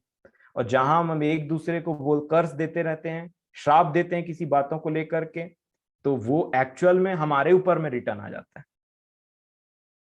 इसीलिए प्रभु हमारी सहायता करें इन सब बातों के लिए, बिल्कुल नहीं होना चाहिए सब चीजें। और इसी बातों के द्वारा मैं आज का जो सेशन है उसको हम समाप्त करेंगे। और जो प्रभु आज हमसे बात करना चाहते हैं, जो किया उन्होंने बात, उसके विषय में एक बात बोलना चाहते हैं। प्रकाशित वाक्य 18 और 4 जो आपको एनकरेज करेगा। प्रकाशित वाक्य 18 के 4 में लिखा है, फिर मैंने स्वर्ग से एक और बड़ा शब्द सुना, हे मेरे लोगों, उसमें से निकल आओ कि तुम उसके पापों में भागी ना हो और उसकी विपत्तियों में से कोई तुम पर आ ना पड़े। जब ये बड़ी वेश्या बेबीलोन तबाह हो रहा है, ये संसार खत्म, नाश होने वाला, आग से जलाए जाना जैसे लूत के दिनों में हुआ था, उस बीच में प्रभु आज इस संदेश को देने के बाद में बोलते हैं, हे मेरे प्रिय लोगों, मैंने आज तुम्हारे पास में संदेश इसलिए पहुंचाया है ताकि तुम उससे निकल आओ। ये अट्रैक्शन से, ये टोना से, ये सारी बातों से, क्योंकि ये सब टोना जादू के अंदर में है मेरे प्रियो। अब मैं ऐसा क्यों बोल रहा हूं वो भी आपको वचन में मिल जाएगा। 18 के 23 में जब बेबीलोन के बारे में बताया तो क्या लिखा है, 18 के 23 में प्रकाशित वाक्य, और दिया का उजाला फिर कभी तुझ में न चमकेगा और दूल्हे और दुल्हन का शब्द फिर कभी तुझ में सुनाई न देगा, क्योंकि तेरे व्यापारी पृथ्वी के प्रधान थे और तेरे टोने से सब जातियां भरमाई गई थी। आप देख सकते हैं क्या लिखा है, सब जातियां, ऑल नेशन, कोई भी नहीं छूटा। अब्राहम को आशीष देने के टाइम में सब जातियों का इस्तेमाल किया था परमेश्वर पिता ने। क्या लिखा है लास्ट वचन को आप देखिए बड़े ध्यान से, और तेरे टोने से सब जातियां भरमाई गई थी। ये पूरे संसार में टोना जादू इतना प्रबल है मेरे प्रियो, इतना ज्यादा प्रबल है। वो टोना जादू की तो बात छोड़िए, जहां पे लोग बैठ करके एक दूसरे को टोनते हैं, कर्ज देते हैं, श्राप देते हैं। श्राप देना टोने में आता है, आपको पता होना चाहिए ये चीज। जो लोग अपने मुंह से श्राप देते हैं दूसरे को, वो मर जाए, ऐसा हो जाए, वैसा हो जाए करके, और फालतू की बात। आप गोलियत को देख सकते हैं, क्या बोलता है, मैं अपने देवताओं के नाम से आकर के तुझे कोसता हूं, कोस रहा था, श्राप दे रहा था। वो बलाम और बलाक वाली बात को क्या बोलना चाह रहा था, वो जाके श्राप दे, इसको श्राप दे। श्राप में इतना पावर है क्योंकि वो टोना बना रहा था उसको। इसीलिए मेरे प्रिय ये बात याद रखिएगा, क्या लिखा है संसार के बारे में, और प्रभु से प्रार्थना करिए कि प्रकाशित वाक्य की कुछ कुछ बातें हमको धीरे धीरे समझ में आने लग जाए। लिखा है, और तेरे टोने से सब जातियां भरमाई गई थी। इस संसार में एक बहुत ही टोना, स्पेल पड़ा हुआ है, इसमें टोना पड़ा हुआ है इसमें। इसीलिए मेरे प्रियो, प्रभु मेरी और आपकी सहायता करें इन सब विषयों के लिए। और मैं, आइए हम प्रार्थना करें, एक मन फिराव की प्रार्थना जो बहुत जरूरी है, उन श्रापों के लिए प्रार्थना जो बहुत जरूरी है, उन, कहीं ना कहीं अगर आपने किसी को अट्रैक्ट करना चाहा है, कहीं ना कहीं आप इस अट्रैक्शन में पड़े, या कुंडली, या फिर ये भाग्य, या तो फिर ये आने वाली चीजों के बारे में जानकारी हासिल करना, या किसी को हाथ दिखाना, या किसी से माथा पढ़वाना, कोई तो पैर का तलवा भी दिखा देता है, और कुछ ये सब चीजों को करवाना, अगर हम इसमें गलती से भी इन्वॉल्व हुए, तो आज बहुत आवश्यकता है कि हम मन फिराएं, क्योंकि टोन्हे परमेश्वर के राज्य में प्रवेश न करेंगे। अगर आपने अथॉरिटी को रेबेल किया, पति से आपका दिन भर नहीं जमता है, या फिर कोई भी अथॉरिटी, माँ बाप, जो बच्चे हैं, मैं चाहता हूं सारे बच्चे यहाँ पे आकर के इकट्ठे हो जाएं, इधर उधर ना भागें, क्योंकि ये बहुत जरूरी है। जो रेबेलियस बच्चे हैं, खासकर वो जो माता पिता के बात को नहीं मानते और इधर उधर उटपटांग जवाब देते हैं, या चिड़चिड़ करते हैं हर बात में, और हर बात में इवन अपने माँ बाप को भी उल्टा सीधा बात बोल देते हैं, सब आ जाएं। क्योंकि अगर ये कैटेगरी के लोग रहेंगे तो स्वर्ग के राज्य में प्रवेश नहीं कर सकते। इसीलिए एक पारिवारिक प्रार्थना में और आप करना चाहेंगे इस विषय में। और आइए हम सरों को झुकाएं और पूरे मन से अपना पश्चातापी मन प्रकट करें और इस प्रार्थना में शामिल हो, ताकि हम सारे कर्सेस से, अगर कोई है ऐसा, सारी बातों से प्रभु यीशु मसीह के लहू से छुटकारा पा सके, क्योंकि वो इतना सामर्थी लहू है, गलातियों 3:13-14 के हिसाब से, कि हर प्रकार के श्रापों से हमें छुटकारा देता है। इतना सामर्थी लहू है क्योंकि पतरस में ऐसा लिखा हुआ है कि तुम्हारे बाप दादों के निकम्मे चाल चलन से तुम्हारा छुटकारा किसी नाशमान सोने या चांदी से नहीं हुआ, परंतु उस बहुमूल्य यीशु के लहू से हुआ है। इसीलिए मेरे प्रियो, आइए हम इस बात के लिए छुटकारे की प्रार्थना करेंगे, और विश्वास करिए कि आज के बाद से आप इन सारी चीजों से छूट जाएंगे, सारी बातों से छूट जाएंगे, और जरूर प्रभु आज हमारी प्रार्थना को विश्वास के द्वारा सुनेंगे, क्योंकि उनकी इच्छा के अनुसार है।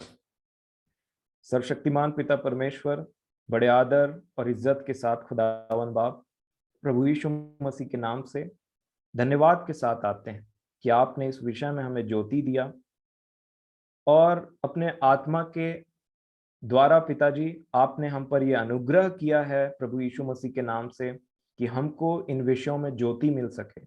धन्य है प्रभु जी आप, धन्य है पिता आप, कि आप अपने बहुत ही महान दया के अनुसार, अपने अनुग्रह के अनुसार हमें ये सारी बातों को बताते हैं, ताकि हम सीख सकें। आप ज्योति देते हैं ताकि हम उन बातों से मन फिरा सकें। ओ खुदावन बाप, मैं आपके नाम का धन्यवाद देता हूँ। हम सब जो आपके प्रिय हैं, आपके नाम को सराहते और धन्यवाद देते हैं कि आपने हम पर यह बात प्रकट किया है। प्रेमी पिताजी, हम आपसे क्षमा चाहते हैं खुदावन बाप, आज हमारी प्रार्थना को आप सुन लें, क्योंकि आपके वचन में लिखा है कि आप बहुत ही करुणामय, बहुत ही दयालु, बहुत ही प्रेम करने वाले परमेश्वर पिता हैं।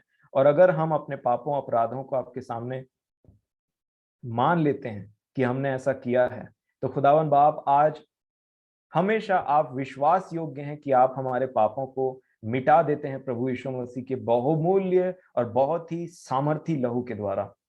क्योंकि यीशु मसीह के लहू में आपने वो सामर्थ को दिया है खुदावन बाप, जो सारे पापों, अपराधों और बाप दादों के निकम्मे चाल चलन, गुस्सा, टोना, बैर, झगड़ा, सब चीजों से छुटकारा देता है। प्रेमी पिताजी, मैं आज हम सब आपके सामने में समर्पण करते हैं खुदावन बाप, आपसे क्षमा चाहते हैं। प्रेमी पिताजी, कहीं ना कहीं हम उन चीजों में इन्वॉल्व हुए हैं, कहीं ना कहीं उन भावी कहलाने वाली बातों में प्रेमी पिताजी हमारा इन्वॉल्वमेंट रहा है। कहीं ना कहीं हमने अथॉरिटी को रिजेक्ट किया है, हम रेबेलियस रहे प्रभु जी, उसके लिए मैं आपसे क्षमा चाहता हूँ। बच्चों के लिए क्षमा चाहता हूँ खुदावन बाप, जो अथॉरिटी आपने माता पिता के रूप में दिया, उसको बहुत से हमारे हमने प्रभु जी रिजेक्ट किया है, बहुत सी बातों को हमने कहा, बहुत से क्रोध को, रिजेक्शन को, रिबेलियस नेचर को अपना शो किया, इसलिए मैं बच्चों के लिए क्षमा चाहता हूँ। आप दया करें खुदावन बाप की रेबेलियन वाली आत्मा हमारे से दूर हो। प्रेमी पिताजी, मैं क्षमा चाहता हूँ खुदावन बाप, क्योंकि स्त्रियों ने अपने हस्बैंड के साथ में रेबेलियन किया है। खुदावन बाप, आप क्षमा करें उन बातों के लिए। मैं क्षमा चाहता हूँ कि जो अथॉरिटी आपने हमारे लिए रखा उसमें हम सबमिसिव नहीं रहे, परंतु उसमें भी हमने रेबेलियन किया है। हमारे अपराधों और गुनाहों को आप मिटा दें खुदावन बाप, हम पर दया करें। और सबसे बढ़कर हमने आपकी अथॉरिटी को रिजेक्ट किया है अनाज्ञाकारिता के चलते। प्रेमी पिताजी, मैं आज आपसे क्षमा चाहता हूँ सारे बातों के लिए, बच्चों के लिए, स्त्रियों के लिए, हस्बैंड्स के लिए, सास ससुर के लिए, माता पिता के लिए, सब हम क्षमा चाहते हैं खुदावन बाप। हमने कहीं ना कहीं उन आज्ञाओं को उल्लंघन किया है, कहीं ना कहीं हमने किसी को रिझाने की कोशिश की है, कहीं ना कहीं खुदावन बाप हमने आपके वचन के विरोध में जाकर के पाप किया है।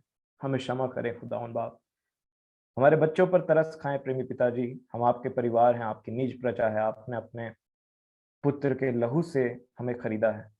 प्रेमी पिताजी, हम अपने पापों को अंगीकार करते हैं आपके सामने में आज, और उन दुष्ट आत्माओं को, उन अंधकार की शक्तियों को हमारे जीवन में जो राज्य करती हैं और जो हमारे जीवन में अथॉरिटी को रखती हैं, प्रेमी पिताजी आज हम डिक्लेयर करते हैं खुदावन बाप, हम आपका राज्य हमारे जीवन में आए।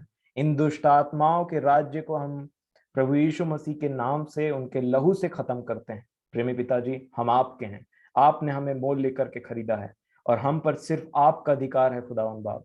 धन्यवाद हो प्रेमी पिताजी, आपने हमारी प्रार्थना को सुना है। आप धन्यवाद के योग्य हैं, आप विश्वास योग्य खुदावन बाप हैं, जो हमारे खराब कामों को हमें दिखाते हैं, इसलिए नहीं कि आप हम पर दोष लगा सकें, परंतु इसलिए कि आप चाहते हैं कि हम उन बातों से मन फिराएं और प्रेमी पिताजी हम ज्योति में चलें, सबमिसिव रहें और अपने पापों का छुटकारा पा सकें खुदावंद बाप। प्रेमी पिताजी, मैं बहुत धन्यवाद देता हूं कि यीशु मसीह का लहू हमें सारे कर्सेस से, सारे श्रापों से, सारे पापों से विश्वास के द्वारा आपके अनुग्रह से छुड़ाता है। प्रेमी पिताजी, आप महान हैं और आप धन्यवाद के योग्य हैं और आप धन्य हैं खुदावन बाप। मैं और मेरा घराना आज विश्वास करते हैं कि उन बाप दादों के निकम्मे चाल चलन से, चाहे जो भी कर्सेस पीढ़ी से पीढ़ी चल करके हमारे जीवनों में आ रही है और प्रवेश करती है खुदावन बाप, वो सारे निकम्मे चाल चलनों से आप प्रभु यीशु मसीह के लहू के द्वारा हमें छुटकारा दे रहे हैं। उन सारे रेबेलियस आत्मा से आप यीशु मसीह के नाम से हमें छुटकारा दे रहे हैं। हाँ खुदावन बाप, आपके नाम का धन्यवाद हो। उन सारे बंधनों को हम टूटते हुए देख रहे हैं प्रभु पिताजी, जो बहुत बंधनों से हम जकड़े हुए हैं, उन रेबेलियन आत्माओं से, उन टोने पंते की आत्मा से प्रभु जी, परंतु आज हमारा छुटकारा प्रभु यीशु मसीह के लहू के नाम से हो रहा है। हमारे घरों में जो शक्तियां काम करती हैं, उनका छुटकारा प्रभु यीशु मसीह के लहू के नाम से हो रहा है। उन सारे कर्सेस से हम आजाद हो रहे हैं प्रेमी पिताजी, बड़े विश्वास के साथ में, धन्यवाद और धन्यवाद के साथ में यीशु मसीह के नाम से हम इस विनती को मांगते हैं। आपने सुना है, हमारा भरोसा है और हम आजाद हैं खुदावन बाप। ये हमारा विश्वास आपके पवित्र आत्मा के द्वारा आपने दिया। आपके राज्य में हम शामिल होते हैं खुदावन बाप, और उन अंधकार की शक्तियों से हमेशा लड़ने के लिए आपसे शक्ति चाहते हैं। प्रेमी पिताजी, आप धन्य और महान हैं, जो आपने हमें छुटकारा दिया, हमारे परिवारों को छुटकारा दिया, हमारे बच्चों को छुटकारा दिया, स्त्रियों को छुटकारा दिया और सब परिवार वाले लोगों को छुटकारा दिया। और आपने सिखाया है कि हम कैसे आपकी अथॉरिटी में रहें और आपके द्वारा रखी गई अथॉरिटी में रहें। प्रेमी पिताजी, सारा आदर महिमा हम आपको देते हैं और बड़े धन्यवाद के साथ छुटकारे के लिए हम धन्यवाद देते हैं आपका। आपने हमारे मनों को आनंदित किया है। धन्यवाद हो प्रेमी पिताजी, प्रभु यीशु मसीह के नाम से आपको धन्यवाद देते हैं। आमीन, आमीन। मेरे प्रियो, आज के बाद से आप विश्वास करें, जैसा हमने प्रार्थना किया, सारे कर्सेस से हम आजाद हैं और कभी भी कुछ चीज ऐसा हो, सब चीजों से, सब बंधनों से हम आजाद हैं। और दोबारा हम उस अथॉरिटी को जो हमारे लिए रखा गया उससे रिजेक्ट ना करें और ये अट्रैक्टेड ना किसी को करें। प्रभु मेरे और आपके साथ है।